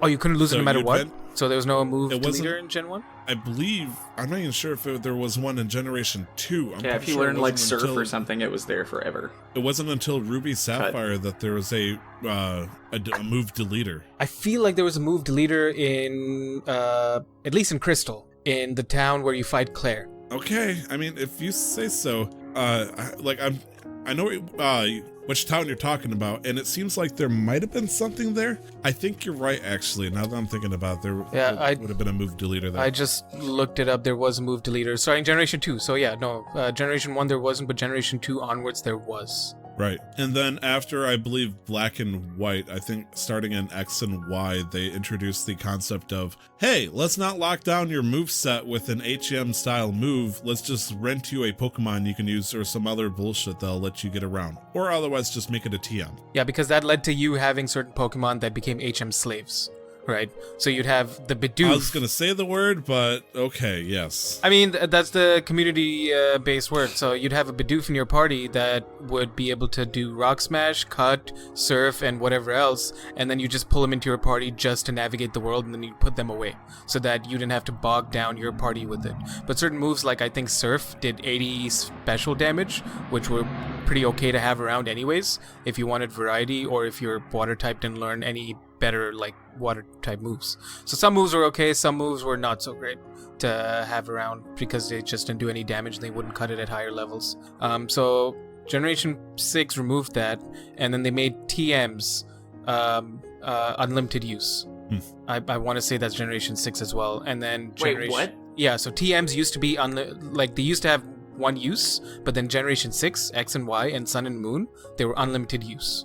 So I can use that on as many Pokemon as I want? So TM specifically, yes, with this game. In this new game, there's something called TRs, which you'll get from like boss battles and stuff that you can use one time, but they say TM instead of TR. It'll let you use it as many times as your characters can learn it. I know, take it in. It's pretty nice. You don't have to choose what one creature. All of them can learn that one cool attack if it's wide of a range enough. And you can cook. You can cook for your Pokemon. Yeah, I was gonna get to that too, but yeah, with the TMs, I think I've looked at the full list of TMs and TRs, and it seems like it's a really nice balance on both sides with power moves. So there's gonna be some choice in the TRs, and like unless you go and farm for this specific thing, you're gonna have to sit and choose who you want to give it to. Whereas there are just as many like on the TM side that are gonna hit hard, and you don't have to worry, and you can just give them out to whoever. So we're talking about like we want to focus on things we like right now, right? Yeah. For old Tyler and Nick. Okay. I'm going to say I spent a majority of my time in the wilds, the first wild specifically, and it sounds like Glenn did too, if he's put in that many hours. And I think that is, I'm not seeing it as a good thing, but a neutral thing. I just want to talk about it. It feels like this is their idea of somehow incorporating even like a slight taste of Pokemon Go. where instead of having like a specific general area, like say a volcanic area for fire Pokemon, this is just a big ass field where you're going to get a wild diversity of Pokemon. And whether or not you want to call that either lazy or just giving you a cornucopia of Pokemon to pick from for the first gym, it's a huge difference to what we're used to. Because I don't know about you, Nick, you saw Pokemon I didn't get to see on my time of day when I was playing. It was, before we carry on up the wild area, I wanted to correct myself. It's Generation 5 they introduced the unlimited TM system. But yeah, the wild area is interesting. I love it. It just feels like Safari Zone to me from Gen 1. Like, I was like, when I got to go to the Safari Zone for the first time in Yellow, I was just fucking elated because it was no more just Rattatas and Spearows and Pidgeys. You know, like, I got to, like, they were like, pay some money, you're gonna go in here, there's gonna be some dope stuff. And here, like, it seems like because they have those nests with the DX things, so I don't know if there's that much RNG in the wild zones as far as what's gonna be there, because every time I've gone near that tower, it's ghost type Pokemon, you know? Every time you go near this one area, it's ice type Pokemon. It's these the dumb ones that the ones that look like ice cream cones. Don't like that. But I'm in agreement with you there. Yeah, okay. Yeah, that's probably one of the like, worst designs next to Trubbish and Garbodor. I'm gonna say I saw one design today that I was very upset about, but we'll save about that later. Yeah, but I do like the wild zone. I like it. So to give away more about the wild zone without spoiling too much for you guys, so I really like the system now of finding Pokemon. You've got the overworld where you can run into them, and you can also still find them in the grass. There are a few. So in a given area, you'll have. Let's say there are 10 Pokemon in that area total. There'll be like maybe 8 of those in the overworld, and there'll be 9 of those in the grass. So there'll be some overlap, and then there'll be some that you can only find in the grass walking around. And if I'm not mistaken, the maps will actually show if they're supposed to be there regularly, right? So yeah, so if you've encountered them previously, your Pokedex, it'll show you their habitat, and then also if you open up your town map, it'll show you the current weather in that area, because the weather will also affect the types of Pokemon that pop up. Yeah, what the frick is that? There's weather. Yeah. Sorry, everything in this game is just blowing my mind. Like, it's like, you know, I'm fighting Ice Cream Cone Head, and it's like, there's a blizzard, and it's like, the blizzard pelts your Pokemon for 3 damage, and he heals because he's made of ice. And I was like, this is the accumulation of all the generations, like some of the knickknacks into one, and it's just like overload for you. So what's normal to us, because we've seen it before, it's just like everything's new to you, and it's really nice to see, actually. I love it. There is a little bit of problems with the weather I saw in this game. My prime example is I'm catching Pokemon at 3 o'clock in the morning, which means it's night as shit outside in the game. And so I'll encounter a Pokemon, and it's like, the sun is shining brightly, you know, the boost fire type. I'm like, where the fuck is it then? So I've seen... Wait, is it real time? Is it based on real time? It's supposed to be, but apparently until you beat the game, the day and night cycle's a little janky, because the game has like there's plot. The day and night cycle is driven by the story first, but then there is also a day and night cycle that works with the weather system hand in hand. So there's a reason why some of it is janky right now. But to say, because I do remember that they were like, I spent like 6 hours of gameplay, you know, like running around the wilds, and I saw like the day kind of like change a little bit. But I was like, I do remember seeing that there was real, like, you know, what you had said, and you just reminded me of it. And I was like, and then thinking back, I'm like, that didn't happen. But they told me, oh, you need to register to go to the ceremony tomorrow or whatever, you know, tomorrow. So when you go and register, you're gonna go to the hotel, and it's nighttime then. Yeah. Story-wise. And so the game's gonna fall, like, that takes higher priority than what's actually happening. I watched Dark Crystal for the first time yesterday.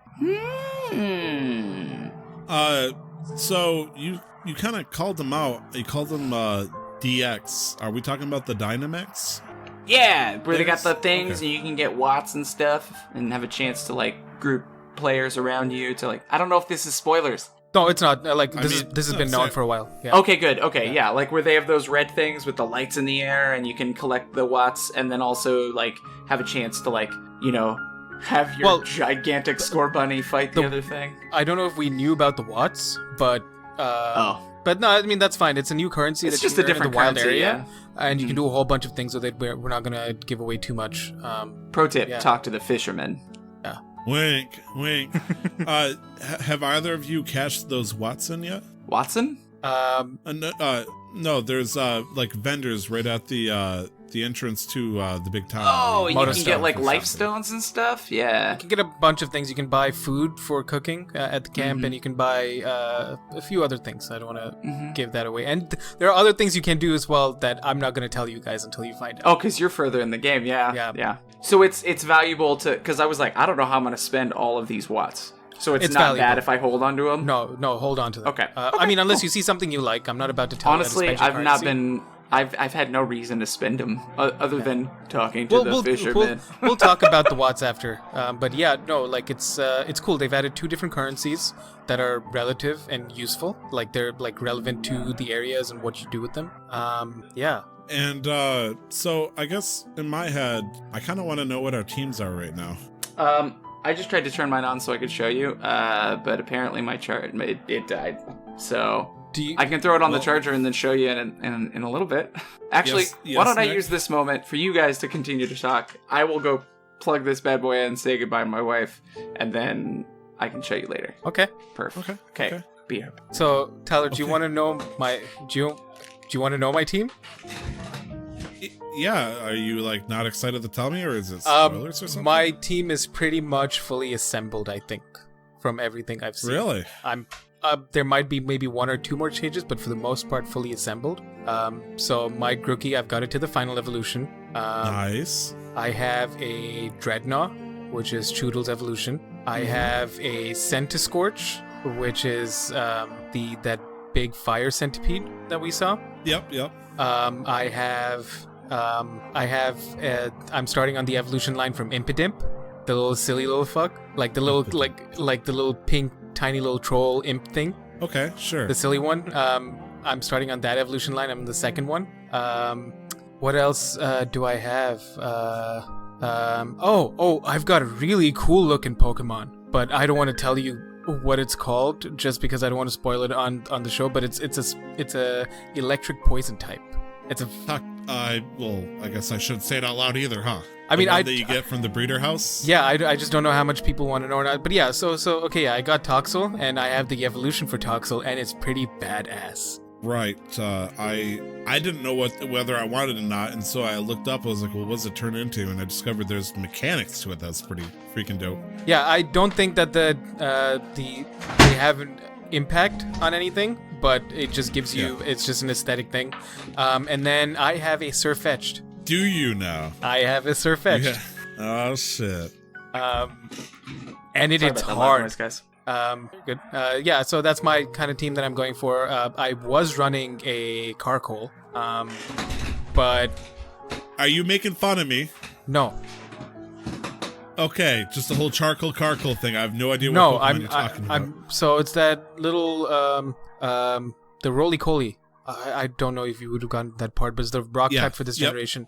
Its evolution is called Carkol. I would have saw he hasn't yet. Yeah, so its evolution is actually called Carkol. So you're going almost like full new Pokemon team. So my rule with any new Pokemon game is always new Pokemon. I never use any Pokemon from any other generation. My first playthrough is going to be always new Pokemon from that generation. Sirfetch'd makes the cut this time, even though you start with Farfetch'd, because Sirfetch'd is an evolution introduced in this generation. So no, that's fair. All my runs are always brand new Pokemon, and no legendaries ever in any of my main teams. And I like to have a wide balance, widespread throughout. Before, when the HMs, when HMs were relevant, I always used to have a flying type. But the moment they gave us a way to not have HMs, I started dropping flying types. And I always usually go for the pseudo legendary, but this time I don't think I am going to, because I really like the team that I have right now. And I like to have like a wide coverage, so I haven't built their movesets up really well yet. But the point will always be, no matter what you throw at me, I'll always have one Pokemon that has a move to counter that. I don't have my Switch on me. I'm letting it charge back there, so you'll probably have to name them off for me, Nick. The team I have that I know offhand is, I have my Grookey, which is now a Thwacket, I believe, or Thwatchet? Thwacker. So this Thwacker, okay. I have Vulpix, Nice. Yeah, because it's my mom's favorite. Or my mom's. This is gonna be a real Freudian slip. My wife's favorite Pokemon. I got the Pikachu, so I'm hoping to get, I'm probably not going to get a Alolan. I'm probably going to get either I don't think there's a Galarian or Galarian version. No, it's probably isn't. just going to be a regular old Raichu, which is fine. I'll probably drop it, but I like having Raichu in the party, at least for the mid-game. Right. So that's 3 so far. I have Galarian Linoon in the team because I want Obstagoon like a motherfucker. I was gonna have Obstagoon, but I don't like the fact that it's got a dark and normal typing. If it was just normal, like dark, I would have been okay. Yeah, it is super weak to fighting moves. I learned that the hard way. But it's quick. Like even Obstagoon has a pretty high base speed stat. And so in my head, it's like, well, Raichu's going to be my favorite Pokemon. Ninetales is my wife's favorite Pokemon. And Zigzagoon is Brandon's favorite Pokemon. So it's just kind of nostalgia. I got those 3 in the team. Right. Plus, I got Grookey. That makes 4. I don't remember what its base form is, but it evolved into Corvisquire, the mid-evolution of Corviknight. Rookidee, the Rookidee. flying type for this generation, yeah. Right. And then lastly, it's been kind of bouncing around. I don't remember what my 6th one is, but shit. Yeah, I got a full team, but like I haven't done like any type match testing with it just yet, so it's probably going to bounce around as we go. Definitely not going to be my competitive team, but hopefully the one that takes me to the champions. Right. So. Yeah, no, like it's been tough over the last few generations for my playstyle because there are not a lot of fast, hard hitters. Over the last 3 generations, I want to say they've all been a little bit slower. Like glass now. cannons, or yeah, like Generation 4 was perfect for that for me because most of my team were glass cannons. We had Infernape, Roserade, Floatzel, Gliscor, Garchomp, and then I'm having trouble remembering my last one. Fuck, this is gonna bother me. Oh man, I couldn't tell you your own. I'm just like trying to think. It's like I'm trying to think of what that 6th Pokemon was. It must. Oh, Dreadnought. I got Dreadnought too. Oh, Dreadnought's nice. I got a Dreadnought with strong jaws. Bite attacks do 50% more damage. How does that happen? So Pokemon have abilities, and some Pokemon can have a single ability, multiple abilities. Some Pokemon have hidden abilities. Hidden abilities you have to get through specific breeding methods. But then the 2 abilities you have to look and see what different kinds. So Choodle can come with Strongjaw or something else. I can't remember what the other one is, but basically you keep catching it until you find them. Glenn, there's so much. We can even tell you about natures and how that affects stats and stuff. I was about to bring that up. Nah, let him enjoy what he's gotten so far because I mean, trying to get into the nerdy glasses of like that level of fighting. No, fuck. Wait. Yeah, and I'm not about to tell somebody how to play the game. How fire is good against grass. Is that what you're talking about? No, so that's type matching. So we're talking. So Pokemon can have different natures. I can't remember how many different natures there are, but natures can either have a neutral effect or they can have a beneficial and hindering effect. So they will be beneficial to a stat and hindering to a stat. I just don't know where all of this is a lot of stuff that doesn't seem to be listed when I look at the Pokemon's information. They are, but then you need to know what you're looking for. Oh, okay. But it's not something you'd be used to, Tyler. For the nature thing, if you wanted to know what your Pokemon's nature is, you know how you can go to a Pokemon summary? Mm-hmm. If you go to the very last tab, it'll show you what nature it has. Oh, okay. As well as like where you caught it. Okay. And if you don't know what that nature does, if you look at the stats, like the attack and stuff, it will show 1 in blue and then 1 in red. So it'll show you what that nature boosted and what that one nerfed, essentially. Okay. And, obviously, if you go into like that super, 100% competitive thing, like let's say for a Jolteon, Jolteon is special attack and speed, so you'd want something that focuses on that speed but lowers its attack. That way it goes faster, and since Jolteon doesn't use attack, you can nerf that. So it's like it's preference in like a competitive play and like the whole meta of nature, but you are not fighting on behalf of Smogon, which is that fucking website that'll give you all sorts of that shit. So just enjoy it, but there's a really nice transition between like the casual and competitive. Like there's different levels. It's not like a clear like line that now you're a competitive player. There's like a nice gradient between at which point you can easily slide yourself on until you're clearly competitive or clearly casual. And I would say I'm probably right in the middle with how I build my teams, even for just purely like like in gameplay. I'm not even trying to go competitive ever. Don't think I ever will. But like I'm just teetering that fine line between starting to EV and IV train and breed and do all of those min-maxing things. I'm just trying to remember my Pokemon. Like I only remember 3 of the 6 that I had in. It's crazy. Okay. Like I'm gonna say like 10 hours after I beat this game, if there's as little post game as I am being told, I'll probably be at the forges of the breeder center, just like, you know, yes, now you fucking make eggs.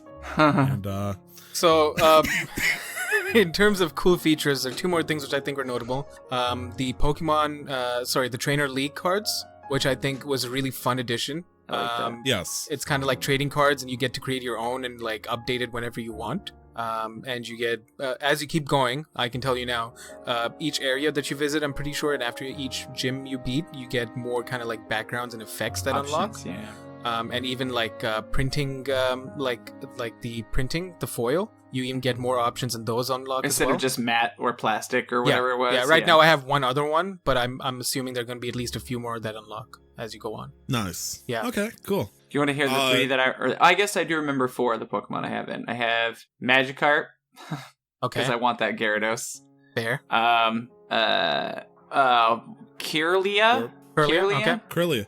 You got Ralts? Yeah, it was one of. I got a Ralts as well. From one of the Dynamax ones. battles. Yeah, one of the Dynamax. It was one of the Dynamax. Do you remember? And I got a Clefairy. Clefairy. Okay. What? Do you remember what gender your Kirlia is? Because so I'm gonna tell you now. Ours. No, not just that. So Kirlia has 2 different final evolutions based on the gender. If it's a female, it'll evolve into Gardevoir. If it's a male, you can use a stone to evolve it into Gallade. Which one's better? That depends on what you want. Gardevoir is Psychic Fairy, Gallade is Psychic Fighting. Gardevoir is a special attacker, Gallade's a physical attacker. Gardevoir is fast and hits hard, but special attacks primarily. I don't remember if Gallade's fast, but it hits hard. Oh. Yeah. But I'm pretty sure the ratio is 75-25 female to male for routes. So males are actually more uncommon? Yes. So it's most likely that you have a female. Female would be the little plus one, right? Not the arrow one. Yes. The arrow one's the male. It's the downward. If you're asking us what the 2,000-old symbol for male and female is, Glenn, I got a lot of questions going on here. Why is Pokemon so binary? Ugh. Okay, so if you have any questions, honestly, you have 2 amazing resources here. And so just so that we don't spend too long, Pokemon camping. So good. Mm-hmm. How do you guys feel about the camping? I love it. I mean, after Glenn talked about glamping over in some spot of Great Britain, I was kind of excited, but then I realized it was just a tent. Camping's fun. I didn't mess around with the toys and stuff yet. I'm assuming that's probably the more fun part. The only time I've done it is if I wanted to cook something. How is playing with the toys for you guys though? Really, really fun. It's like really cute. It's like nothing like super great, but it's like really cute because I had an Eevee at the start, and so you could toss a ball, and then the Eevee would go after the ball, and then come back. So because I have a save file for Let's Go Eevee, I just got a free Eevee. Like, wait, so Let's Go transfers over, but Pokemon Go doesn't? So I had a save file. So because I had the save file, they gave me an Eevee. It wasn't a transfer. It was just one of those things in like one of those games, like in a series of games, because you have a previous save file, you can get cool shit from the thing. Okay. But shit will carry over when Pokemon Home comes out. Then you transfer everything to Pokemon Home, and then you can transfer that to Sword and Shield. Wait, my Pokemon Go account will transfer to Sword and Shield. Not the account, you can transfer Pokemon to Pokemon Home starting sometime in Feb or March next year, whenever the app comes out. And then you can transfer those. Pokemon in Pokemon Go! But keep in mind, they completely under-leveled those Pokemon. So even if it's like a 13,000 whatever CR, whatever it's called, it's probably going to end up... I have like a 99 IV Mewtwo. It's going to be watered down. What? Yes, then what's the point? I agree. When Let's Go Pikachu and Let's Go Eevee came out, I moved over Perfect IV Pokemon over to that, and it gave me average of the road stats. It just gave me the Pokemon, but nothing that came with it. Beware. Yeah. So then I'll just transfer my trash Mewtwo, so I'll still have a Mewtwo. If Mewtwo can be in Pokemon Sword and Shield. Yeah, I don't think it that's can. true. Yeah. I'm pretty sure there's no legendaries allowed in this. Oh, I Except can't for the bring my ones that shiny come to Moltres the- in. I know there's a Mew. There's game code for the Mew, but I have Mew? But Mewtwo, yeah. So with the camping, it's fun because it's really cute. You have like a feather duster thing. Yeah. And then like you can call your Pokemon over, and it's kind of like fight training. It's kind of like with your cat, but like it's you just really like the effect. Time to die! Dodge! Like imagine Really? seeing like this big fighting Pokemon. It's like, oh, you're dangling this choke. feather thing, and then it just comes and punches you in the face. That's really it. It doesn't It's do any really action. funny to do it with Score Bunny's evolution because he's like, I'm just chilling here. You want to talk to me? Okay, cool. Yeah, I'm gonna hit this. And then you can throw the ball, and then they'll go and fetch the ball and bring it back to you. Oh and my that's god. really cute. My wife's heart exploded when I threw the ball and the corgi, it's not a Pokemon, it's a corgi with a Pikachu tail, picked up the ball and ran back, and then I DX'd it too in a fight. I was like, What's Sarah, Pokemon's look, name? giant corgi! Yamper. Something like that? Yamper. Yeah. Yamper. Yeah. Fuck that. And then Fuck that Pokemon. the cooking is just a fun mini game, and it's just one of those things. It's always to complete. curry. Yeah, well, I mean, they said it was going to be curry, and so you just do Fair. different combinations, and it'll just end up being because that's like a Japanese staple, Japanese. Then curry. why is all the dialogue just super British? Because Galar is based in the UK. Oh, I did not know it was that. Based, There it we was, go. That's why we have a corgi in the game, because the Queen's favorite Queen the stuff. Queen has Yeah. corgis. Yeah. Okay. I was just like, what is with this dialogue? I feel like Oh, I mate. have to read it with a Yeah. British accent. Yeah, no, Yeah. you like some of his, like, especially I think one dialogue when Leon comes up, it's like, calls your character's name, you're alright. And I think there's so many people, and he just says alright. And there's so many people who would not understand that. Because there'd be so many people who'd be like, what's alright? Are you okay? Because that's just a standard thing. If you're walking down in London when I was there, a standard thing was, oh, hey, what's up? You alright? And that was just like, how's it going? You okay? Like, you know, that's just Yeah. kind of the standard greeting. So it does have a lot of slang, which I kind of appreciate. The right font of information you are, aren't you? No, I didn't. I thank you for telling me that because I was genuinely confused. Yeah. There's Everybody, some it was terms I always still don't mom. understand. It was mom, not mom or mother. Yeah. You know, like, and I was just like, this feels super British. Yeah. I thought this was a Japanese game. Like, it got really hardcore into the slang, though. It's like, hey, thanks for having, like, a skimp wah with me. Here's a Pokeball. I'm like, what the fuck does that mean? It's like,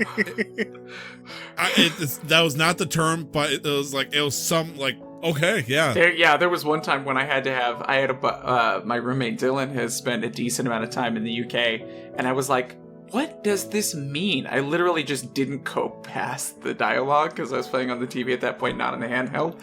And he was like, oh, that means that they're going to see you there. And I was like, how what does world? that mean that? Yeah. And he was like, in England? And I was like, fair. okay. I was like, I told them I was in the Americas. I was supposed to use English, not English, you know? Yeah. But it's cool. The Queen's English, Yeah. as God intended it. It's weird because it feels like in this game, they are putting the influence of, like, the region it's inspired off of a lot heavier than I've seen anywhere else in terms of, like, talking and stuff. I agree. Yeah. Like, in Sun and Moon, the big thing was Alola. Not even Aloha, just Aloha doing the whole Alola, spear and kind thing. of like the vibe, like visually how the game was set up, like the world was built, and also Visually, just yes. the vibe of the people was kind of like laid back, relaxed, and I think that was a good like seamless kind of like, it's not super like Hawaiian because it's not Polynesian. Hawaii, but it's very just kind of like we're taking It's some just bits of it. Polynesia. Yeah, exactly. But like it just the fire feels like this dancers, game like is so much Marowak. intense Yeah. about it. I went to fucking Stonehenge, essentially. There's a Stonehenge-like area in this game. Spoilers. Yes. Hey, Glenn, this area is based off of Britain. I'm sorry, I got news for you. There's So- going to be a castle. Look out for it. Maybe So- there's going to be some East Ireland heads. Actually, who knows? Maybe I'm not gonna say anything. So are we? Wow, Glenn. Anything roll else, for like- insight on that? Because we're going to be DC talking 5. more about this next week. Are there any of the Yeah. good points that we want to bring up? Because I have a list of things of like I will negative say I things. have about 45 minutes left Okay. that I Yeah. can talk. I'm having a general good time with it. Yeah. I want to make it clear before I start this too. I'm having just a good time in general too. It's the thrill of being able to explore like a mainline Pokemon game on a Switch on my monitor and explore and see some of these places visually built has been fantastic. Starting with the visuals, some of the textures are just god fucking awful, and it makes me sad because Breath of the Wild is on this console. And I just don't understand it. Right at the start, if you let the starting thing go on long enough, the Pokeball that, and you notice this, Tyler, the Pokeball that you first see like on the stadium ground, it just looks like it's from 10 years ago. Like the texture on it just looks so bad. It looks flat. It looks blurry. From Pearl and Diamond.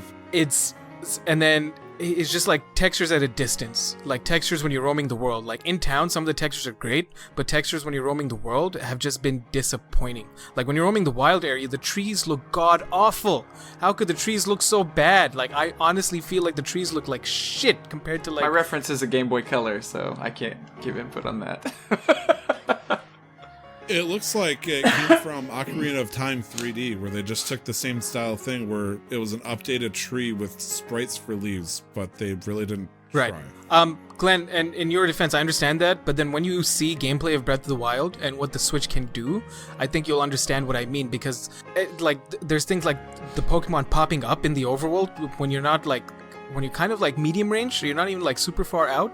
I don't understand that, because when you see the kinds of things the Nintendo could do with Breath of the Wild, because you're in an open world at all times, and it would make sense that things pop in that game, because it's such a vast open world and wild world that you're like traveling around. So it makes sense why, to save on like processing time to make the game run faster and better, they'd have to pop things in. But here it's not on that level or that scale, so I don't understand, with the Nintendo being 1/3 owners of this whole thing, like the franchise, like why wasn't there anything to help with that? Like I don't understand that design choice, or like the lack of, like I don't understand it. It makes no sense to me. It shouldn't happen. Another thing that really bugged me is the fact that if you wanted to control in 2019, if you wanted to control the audio of the game, you have to go to a specific person in the city to get the earphones. That is just bad user experience design. Like it's not even like a thing. We want you to find these. If you've got the earphones to change the kind of music, because you could do that in one of the games where once you beat somebody post game, you could change the kind of battle music you hear, whether you want to hear modern style or you wanted to hear the retro style. So if it was something like that where you could change the soundtrack or get optional things, okay, great. But to like a basic thing such as changing the volume levels of different things in the game should be a base feature. It should be something that the game just starts with. But it's instead given to an NPC that you might not even talk to. You like, unless you were like me and you just like talking to everybody, because you know after playing a Pokemon game for so long that everybody will just, some random person will give you a life-changing thing. Like you wouldn't know otherwise if you were brand new to the game. Like there's no indication. He literally, I remember talking to that guy. He was just like, I'm gonna give you something. There's no reason. I just figured you'd like it. And he just hands it to you, and I was just like, wait, this feels like a really useful item. But I honestly didn't, like, I was cool with everything. So I was like, I don't need to change it. I'm not gonna wear them. Like, it didn't bother me, but I'm not everybody, so. That, what you just said there, Glenn, is probably the one thing I don't like about this game. Well, the worst thing I don't like about this game is they just give it to you. It feels like I keep getting, at least in the beginning, I feel like everything just keeps getting handed to me. You get it's so frustrating. $30,000 off the get-go. You get 20 Pokemon balls off the get-go. EXP share can't be turned off.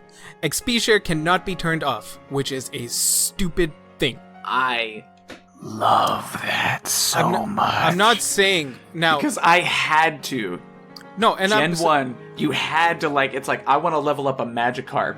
Yep, you can't do it. You start them first, and you have to swap them out immediately and know that next Pokemon's going to get attacked. I love EXP I'm not saying XP share is a bad thing. Okay. The fact that you cannot turn it off.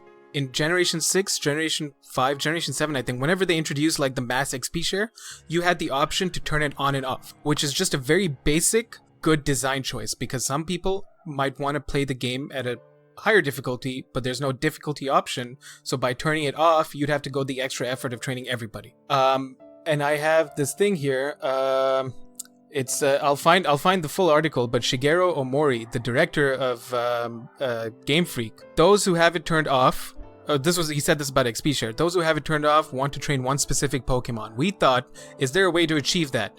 There is, simply by putting the rest of your Pokemon in the PC, which is the most lazy, development I've ever heard of in my life, and I'm not a developer. That's not an easy way. You're limiting somebody's capabilities by... Well, but you have automatic... You can put things into the box without being... Right. In a Poké Center, so that's fair, really simple. But then I feel like that's an extra thing that they added to counteract that. We didn't want to give you this simple option of flicking this binary code on or off, so we're going to make you access your PC from anywhere you want, which is again one of the things where some people like it. I think it's a good thing to some extent, but it makes the game too easy. And I hate it. I'm split on it.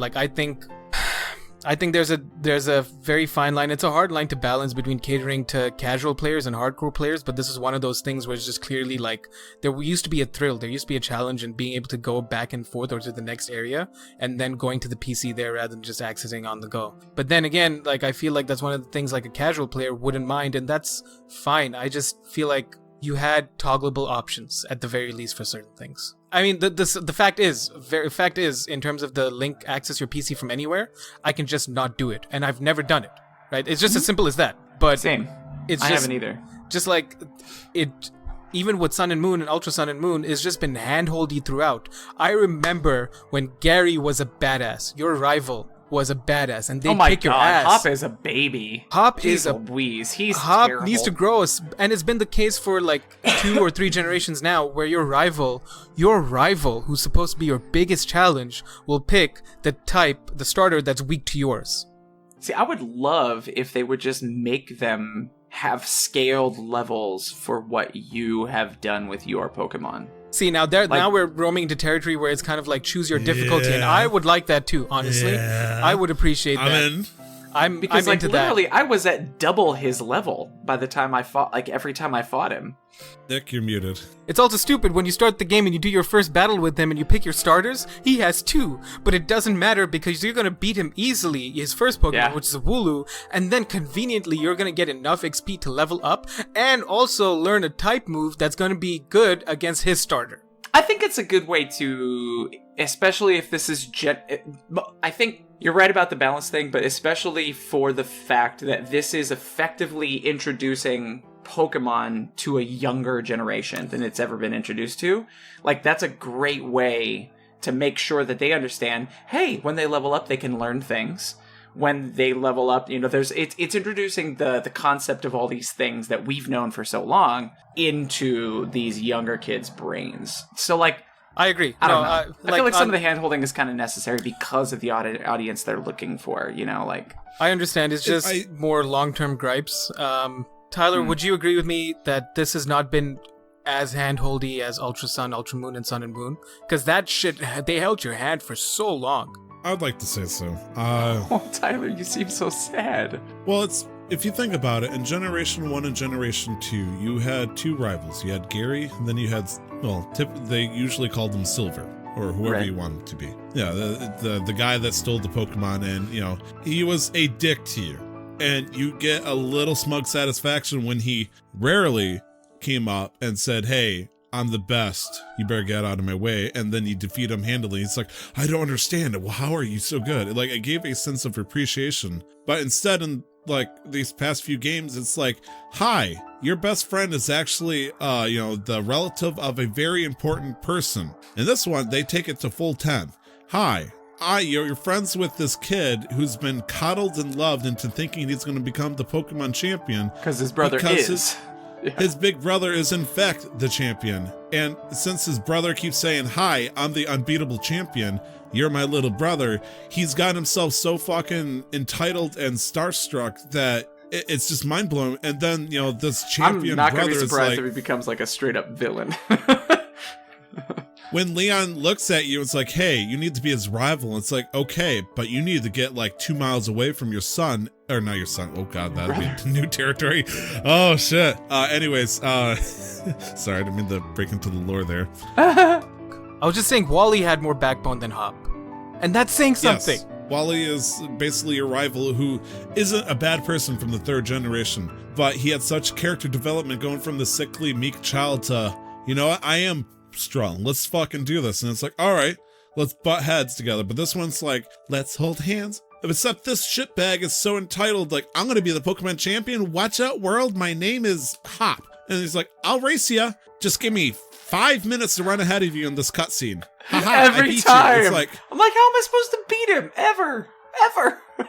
He's like, if you walk any closer to me, I'm gonna battle you and beat you because I'm the champion. It's like, move out of the way, you fucking shit. And it's like, that's what I say in my head every single time. I will say you do run into a rival that does provide some amount of challenge, but it's not going to stop you. That pink-haired motherfucker or the purple-haired guy. Oh, the girl who has the fans. So you've got Marnie and then you've got Bede. Oh, okay. I was thinking. No, we know about Marnie and Team Yell. They already announced. No, I'm mostly. I just don't want to spoil 8 hours into the game for the people that are listening to the podcast. It's only 8 hours if you babysit the first area, Glenn. No. It's like you sitting in Element. They announced Team Yell and Marnie a long time ago, so we know that they're going to be like a. I haven't read anything. No, I'm super newbie. Pleb. Yeah, no, that's fine.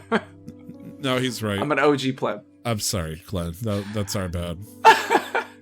Well, I mean, the big thing that got introduced that we kind of talked about is the Dynamaxing, where you basically go into this alternate world and you fight Super Saiyan essentially for hopefully 3 turns. I feel like that was kind of just I've done 2 Dynamax battles out in the wild area. I can't say that. I think I've Dynamaxed maybe 2 out of my 3 gym battles. I don't know how I feel about it. I'm not super excited by it. It's whatever. I'll have more to say next week. I think my initial thoughts, out of the 3 gimmicks that they've introduced over the last few generations, being Mega Evolution, Z-Moves, and Dynamaxing, Z-Moves has felt the most gimmicky. Dynamax seems whatever. Mega Evolution was the best thing that they ever had to add on and introduce something new to the battle style, because it actually made you think. It felt like a rebalancing on a proper level, like making monsters that were weaker than... It's like, if you could have 9, which are these super powerful monsters, but if you could take an 8 Pokemon you like and Mega Evolve it to a 10, it felt cool. The idea that Blastoise or, Charizard started falling out of the mix because they just weren't viable Pokemon, but then you could introduce Mega Evolving to make them, competitive again was fantastic. I feel like there was more... Mega Evolution was a more lucrative from a gameplay point of view, both in the game, PvE, and also competitive wise. It just made more sense. But Dynamaxing so far is cool visually to look at the whole process of it. The moves, the updated moves when they and it's kind of really cool. silly that you can Dynamax just everybody. And it's just fucking silly to see this massive. I love seeing a hoot hoot. It's just a hoot hoot. It's just haha, woo, woo. It's just a good time, I think, in general. But overall, long term, I don't think it's anything. It's not. It's whatever. No, you're right. The Mega Evolution made Scizor relevant again in the competitive scene. Seeing a giant ass hoot hoot or a Pidove that looks like Godzilla under the earth motherfucking Pokemon. I mean, that's the true threat there. There is a flock of, giant 20-story high Pidoves. Dynamax Hoot Hoots just squash a whole city.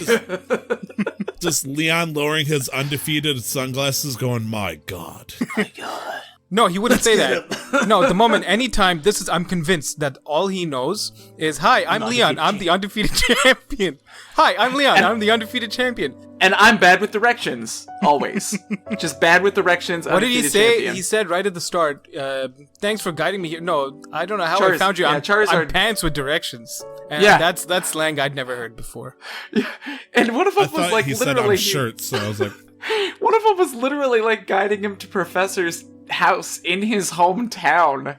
And you're like, how could you get... There's one road, man. There always has to be, that main hero always has to have that one glaring, flaw. It has to be, and then here... And yet, that first, mysterious thing that happens, he's the one that figures stuff out. I won't say anything, because that's actually, plot stuff that I don't want to ruin. But, how was it him? Good thing Charizard found you. Oh, I guess, it was Charizard, not him. Yeah, so. It's, so overall, I think there's been a lot of outrage over the internet, and we're not going to dive into any of that. But one of the big things was a lot of people on the online communities in terms of Pokemon being upset very much with people reviewing or big sites giving them such high scores. And I would like to say because the Pokemon community is looking at what's happening with the games as a whole, looking at it more of a big picture, and a lot of people, myself included to some extent, is not happy with the direction the franchise is going in terms of the games. But the game itself is not bad. It's a fun game, and I think a lot of those reviews are to some extent valid if they're just looking at this game like isolated. Yeah. Nick, there's a question I'm going to ask you generically because I don't think Glenn has encountered this person yet. Yeah. He has, but not enough to bring up this question. There's a guy I keep seeing that screams evil bad guy, kind of like Lysandre style. Is he giving off the same vibes to you too, or am I just... I know who 100%. you're talking about. 100%. Yeah. No, definitely. Okay. 100%. I don't want to get like Roger level paranoid, like, okay, this guy screams like evil bad guy with how things are going. 100%. Second time I saw this person, I was like, that's the bad guy. Yeah. Also, I would like to say one thing that did pop into my mind recently was the amount of diverse type of representation with people in Pokemon. I think that's one thing that people don't take notice of The properly. gym. Just in general, like just how people are represented, especially because it's based in the UK and it's not just all white people anymore, and it's just like a wide variety of people. Like it made me, I'm not the most patriotic, but it made me happy. Except, when they were talking to Oak's daughter or granddaughter or daughter, Oaks? Professor Oak's or the professor's daughter. Oh, Magnolia's. What's her name? Sonia. Yeah, Sonia. They were talking to Sonia.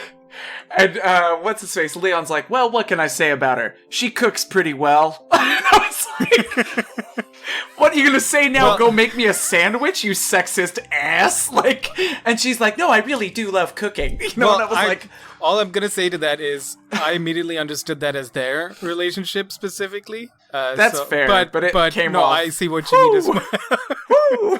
Well, it was made to suggest that those two were the rivals to each other. They're 100. Like one of them wants to bump uglies with each other. I don't know who yet because I haven't seen them interact enough. But one of them wants to, touch them, do the, the sinning stuff. Like do adult the dirty versions of Ash and Misty kind of situation. Like it's just very like like TV shows and like kids games are just very good at like interlacing all of those adult suggestive things without anybody realizing it unless you take a good look at it. Like if you go back and look at cartoons now, like Powerpuff Girls had some very overtly suggestive things in the show. Right? SpongeBob. Yeah, so it's like with the way they've built that tension between Leon and Sonia, something happened or somebody wants something to happen. That poor Yamper. Yeah, but overall, like after 11 hours or so, I'm having fun. I'm having fun building a team again, going through the world, exploring. There's some really cool things. I think the weather changing so drastically is a little bit disorienting sometimes, but it's cool that that's a thing, like with how the weather changes affects the Pokemon. But there's some things that I want to see happen going forward with the games as a whole, and I don't know if that's ever going to happen, but we'll see. Overall, I'm happy right now. Oh! This is the first... I'm sorry. There's one thing that I remembered, and I have to mention this. Tyler, do you remember when Meltan was introduced? Do you remember what I said? Nobody probably remembers this, but I'll tell you what I said. Meltan. I would be very upset if you couldn't find Meltan in the game, in the new games. Can't. You cannot. Nope. Tyler, if I want to complete my Pokédex, I have to fucking play Pokemon Go and transfer Meltan over. I'll give you mine. No, I don't want yours. I'm actually upset about this. And thank you, Glenn, for the offer, but I really am upset about this. Didn't you get Let's Go Eevee? You get a free Meltan when you have Let's Go. I didn't get a Meltan. You all you have to do is prove that you bought it, and you get a Meltan for free. None of that existed for me. But anyways, beyond that, no, my point is, these are main core RPG games. These are the main lines. All the Pokemon that exist in the Pokédex should be obtainable solely within these. That's always been the case. And the fact that I have to play a spin-off game to get and complete my Pokédex, and I can't even complete my Pokédex in the game, I have to complete my Pokédex in Pokemon Home, is upsetting. Yes. The fact that they took away the GTS. Tyler, they took away the GTS. It's no longer in the game. What is that? It's the Global Trading Station. So it's basically the thing we talked about, I think 2 or 3 episodes ago. You put up a Pokemon saying, I want this for this, and then it would happen, or you can go and browse. They removed that from the game. That was such a core Good. Why? Can I still trade with you guys? Hell yeah, you can. Instead of putting a fucking auction board where you want the most inane shit with random people across the world, you might have to do something called making friends. Well, that didn't exist for me before because none of my friends played Pokemon. I had nobody that played Pokemon. So the global trading station is how I was able to complete my Pokédex. And now I can't do that. And I honestly think a lot of people, if that your main gripe was the fact there was an auction board for random shit, not many people are using it right. Because those people were just it's just the posters, and you have to dig underneath those posts to find the shit that you wanted.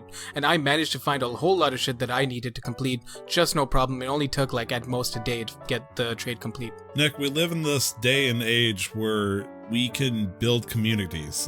There's fucking Facebook pages for every city in the continent for Pokemon Go. If you need a Pokemon, there's gonna be ways for you to get it. Oh no, I'm sure.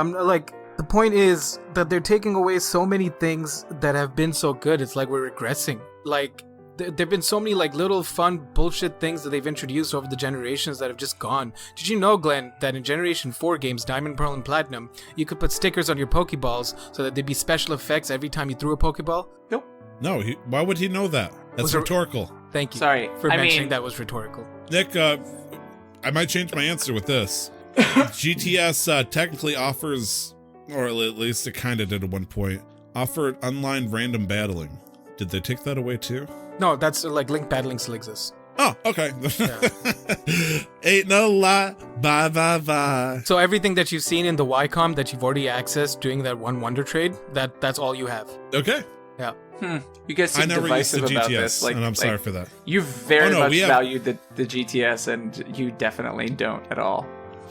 It's because anytime during the time, let's say during Pearl and Diamond, I believe is when it got introduced. Was it Pearl and Diamond, Nick? I want to say yes. Well, let's say hypothetically it is for now. Yeah. There are certain Pokemon that you can only get by trading. Think of the days of Gen 1 with Haunter, the Gengar, Machoke, Machamp, and all that. If you didn't have a friend that trade those with you, like Nick, and actually I couldn't get them. But the GTS changed that. Oh. The problem with that is, back when I was trying to get those kind of Pokemon, the people on the GTS were assholes. As I talked about with Nick before, it's like, I look, it's like, okay, I want a Haunter. It doesn't even matter what level it is or anything like that. That way, when I get it, it turns into a Gengar. It's like, okay, I want a level 100 Giratina or some shit like that. I want a shiny ass Pokemon. They want the most stupid, it was a bounty board they where want you shit had that to you work can't your even ass trade. off. Because you can't trade event Pokemon. A lot of them are like, we want event Pokemon. You can't do that. So I never asked. Starter. It's I never looked. I only asked. So I'd put up a Pokemon that I knew had high value, and I'd ask for something. I'd put up Charmanders and ask for I put up a Charmander once for a Sylveon, and it happened. So I just posted. I never looked. I never browsed, because the moment I realized that people are asking for stupid shit, this is never going to happen, there's probably somebody who's seriously looking for shit, I'm going to try my luck, and it just worked out for me like that all the time. Mind you, I probably used the GTS to complete, out of the 800, 100-ish Pokemon. Everything else I bred myself. That's fair. It just felt like after my experience with GTS feeling like Pokemon 4chan at that point, I was like, I don't want anything to do with this. And after that, I just kind of looked away and I never looked back. Right. But, so I shouldn't be making fun of it being gone, but rather just saying it doesn't affect me at all. I mean, there are, people are right, there are better alternatives right now, but then the issue is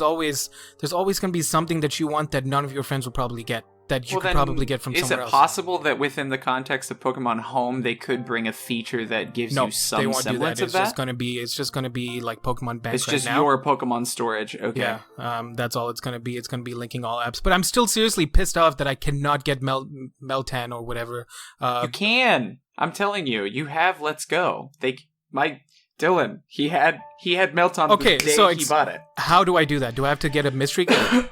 Because I don't know. I don't know exactly what it means. Do you have a Pokemon Go account? Do I have to connect a Pokemon Go account to get the Meltan? You have Pokemon Go.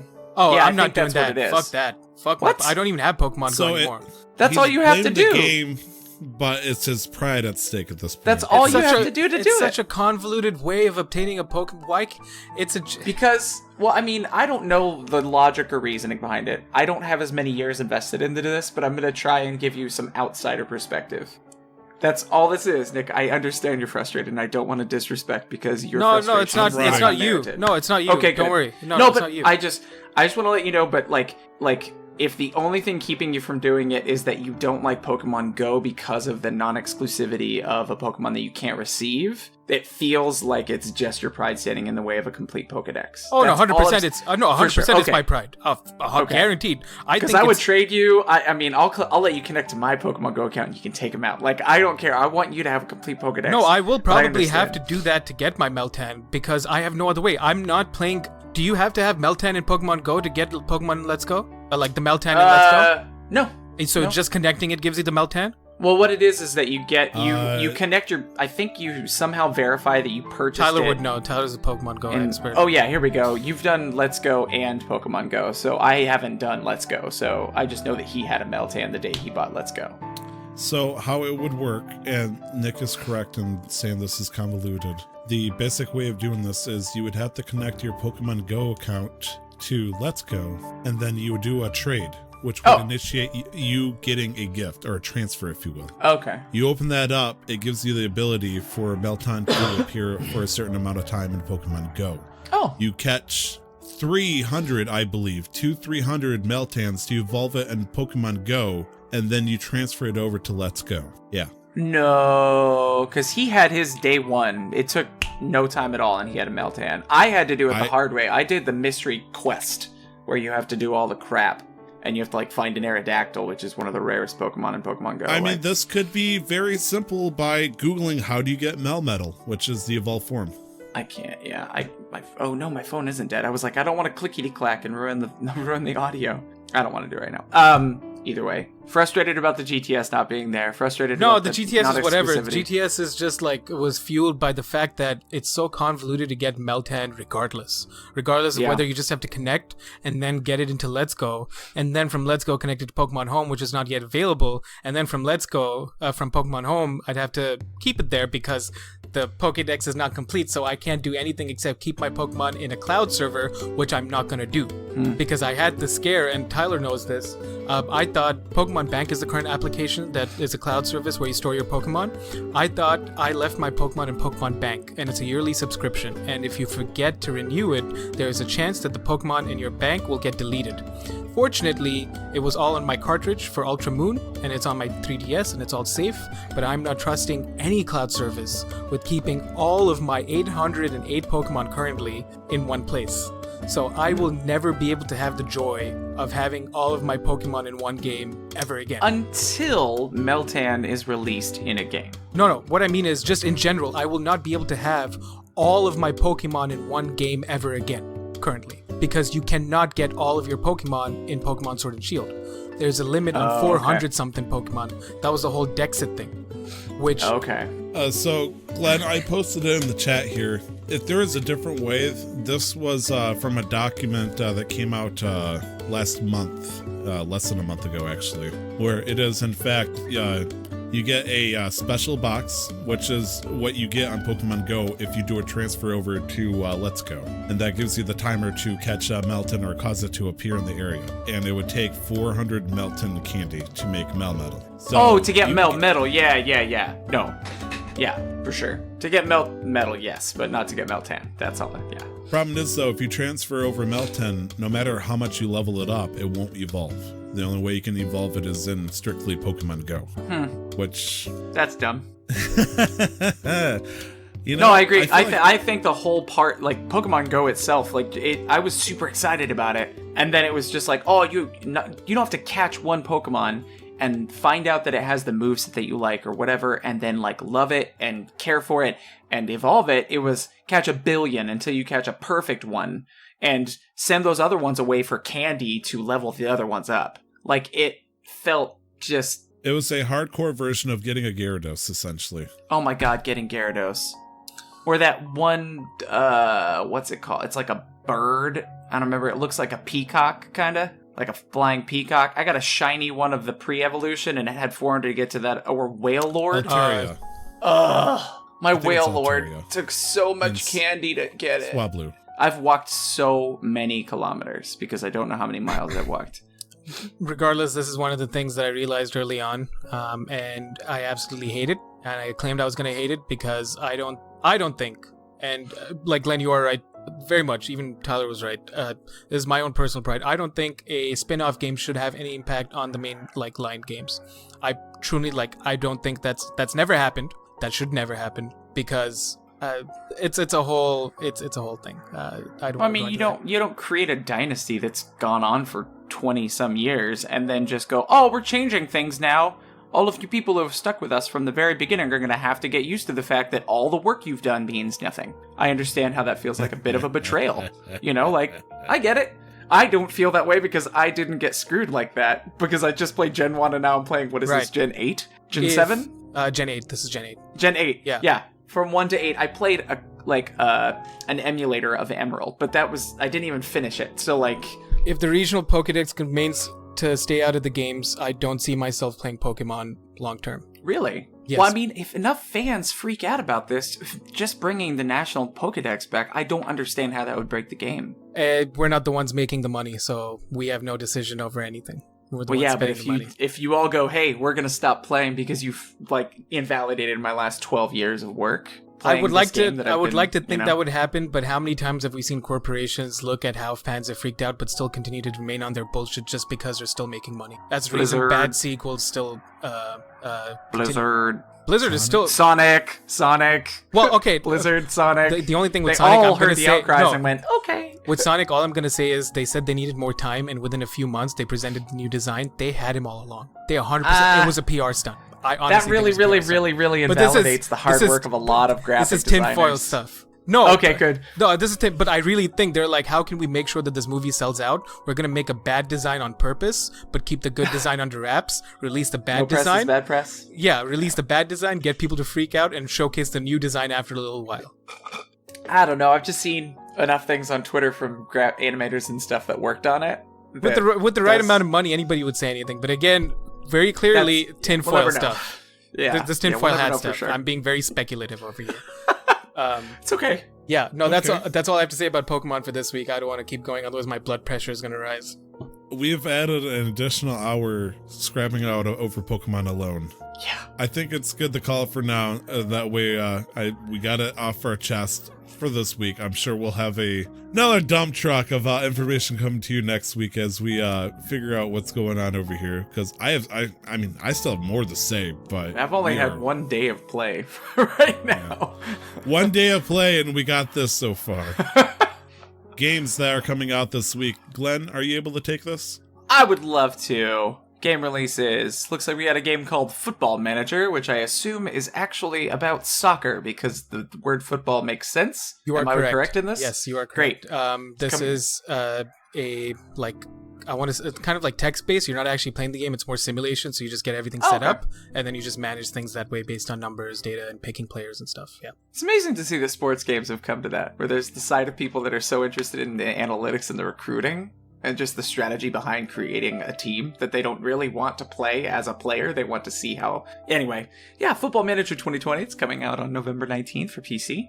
Shenmue 3, which I know nothing about. Do you guys know anything about this game, Shenmue 3, coming out on November 19th for PS4 and PC? Yes. Yes. Okay.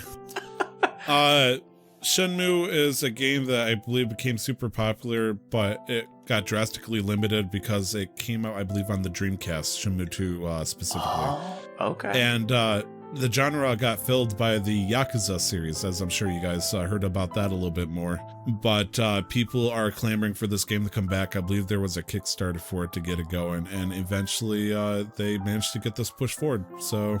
Cool. It's finally making its fruition. A lot of people are talking poorly of it, but that's just because the first game, it felt limited. The argument is like, all you do is run around with a forklift, but people said that about Death Stranding. So take the complainers and their broad views, with so much criticism that we can write a whole fucking episode over that. So yeah. If you're a fan of Yakuza, this is something you want to look into. Maybe not buy immediately without thinking about it, but this, if you like Yakuza, or if you played Shenmue 2, congratulations, your third game is finally coming out. Kind of like us Kingdom Hearts people getting Kingdom Hearts 3 finally. It's like, oh, thank God. Awesome. Anyways. And then Yeah, then the next game on the list is one coming out on November 22nd for PS4 and Xbox One. Looks like they're finally getting Civ 6, Civilization 6 over to console, which I'm sure people have been clamoring for. I know that it's just the Civilization series is so well known and loved, so that's really cool to see. Did either of you guys play one of Civ those at all? two? I was a big fan of Civ 5. Okay. I'm pretty sure I played a little bit of Civ 4 or 5. I can't remember. Didn't get too much into it. It just felt like a role play server in WoW. It felt like a role play RTS, and if I wanted to play an RTS, I just wanted to play an RTS. Right. You know, that's why I didn't get into it. But you know, yeah, I mean, I fell in love with I can't pronounce the name, so get ready to correct me. Boudica, leader of the Celtics or Celtics. Okay, cool. I was like Budokai? Like Bushido? Oh jeez. So I was a big fan of the I can't tell if it's Celtic or Celtic warriors. The leader of the Celts? Yes, sure. And problem is though, you know, they have their own nation, and I've tried, you know, supporting her and all that stuff, but then she immediately keep declaring war on me. I'm like, come on, baby, we don't need. I'm not even doing anything bad to you. I think you're the badass, you know, warrior lady. Let's just do this. Be friends. Take my city. I'm like, okay. But yeah, my experience. Plus the idea that you can play 8 to 10 hour games. Oh my gosh. Oh, it's so great, man. If you got the time and you can commit to a full night of just, you know, working and building up and launching nukes at people. See my eye twitching. I'm sorry. Yeah. What's next on the list? The last but definitely not least is Sniper Ghost Warrior Contracts. This is coming out on November 22nd on PS4, Xbox One, and PC. And I actually looked this one up while you were telling us about Civ. It looks like it's the 4th entry in the Sniper Ghost Warrior series, announced in 2018. And it looks like apparently it's not super different from the 3rd installment, aside from the fact that it's like a limited open world thing. So it's like open levels instead of an open world. But you are you're a seeker, a paid contractor paid to assassinate targets in Siberia, Russia in this one. Nice. So for those who like that sort of style of games, that seems like a really fun one, like Ghost Recon stuff. That's really cool. I still have the GameCube metal. That was the most recent Nintendo console I had. Was a GameCube. I still have my Tom Clancy's Ghost Recon in the metal package. It's the collector's edition. Nice. I never played it, but I still have it. Boudica. Yep, Boudica. It is a Boudica. Okay, cool. But yeah, that's all. It's okay. That's all that's coming out this week in gaming. And now we have to celebrate some birthdays, I think. Oh. Yes. Nick, I know you had a small list. I added a few of them because a lot of them were actually kind of important. Yeah, I took out a few that weren't so, like, whatever. Starting from the top, Pokemon Sun and Moon. November 18th. This is the day in gaming. November 18th. Pokemon Sun and Moon released worldwide in 2016. So that's 3 years ago now. Yeah, happy 3rd birthday to Sun and Moon.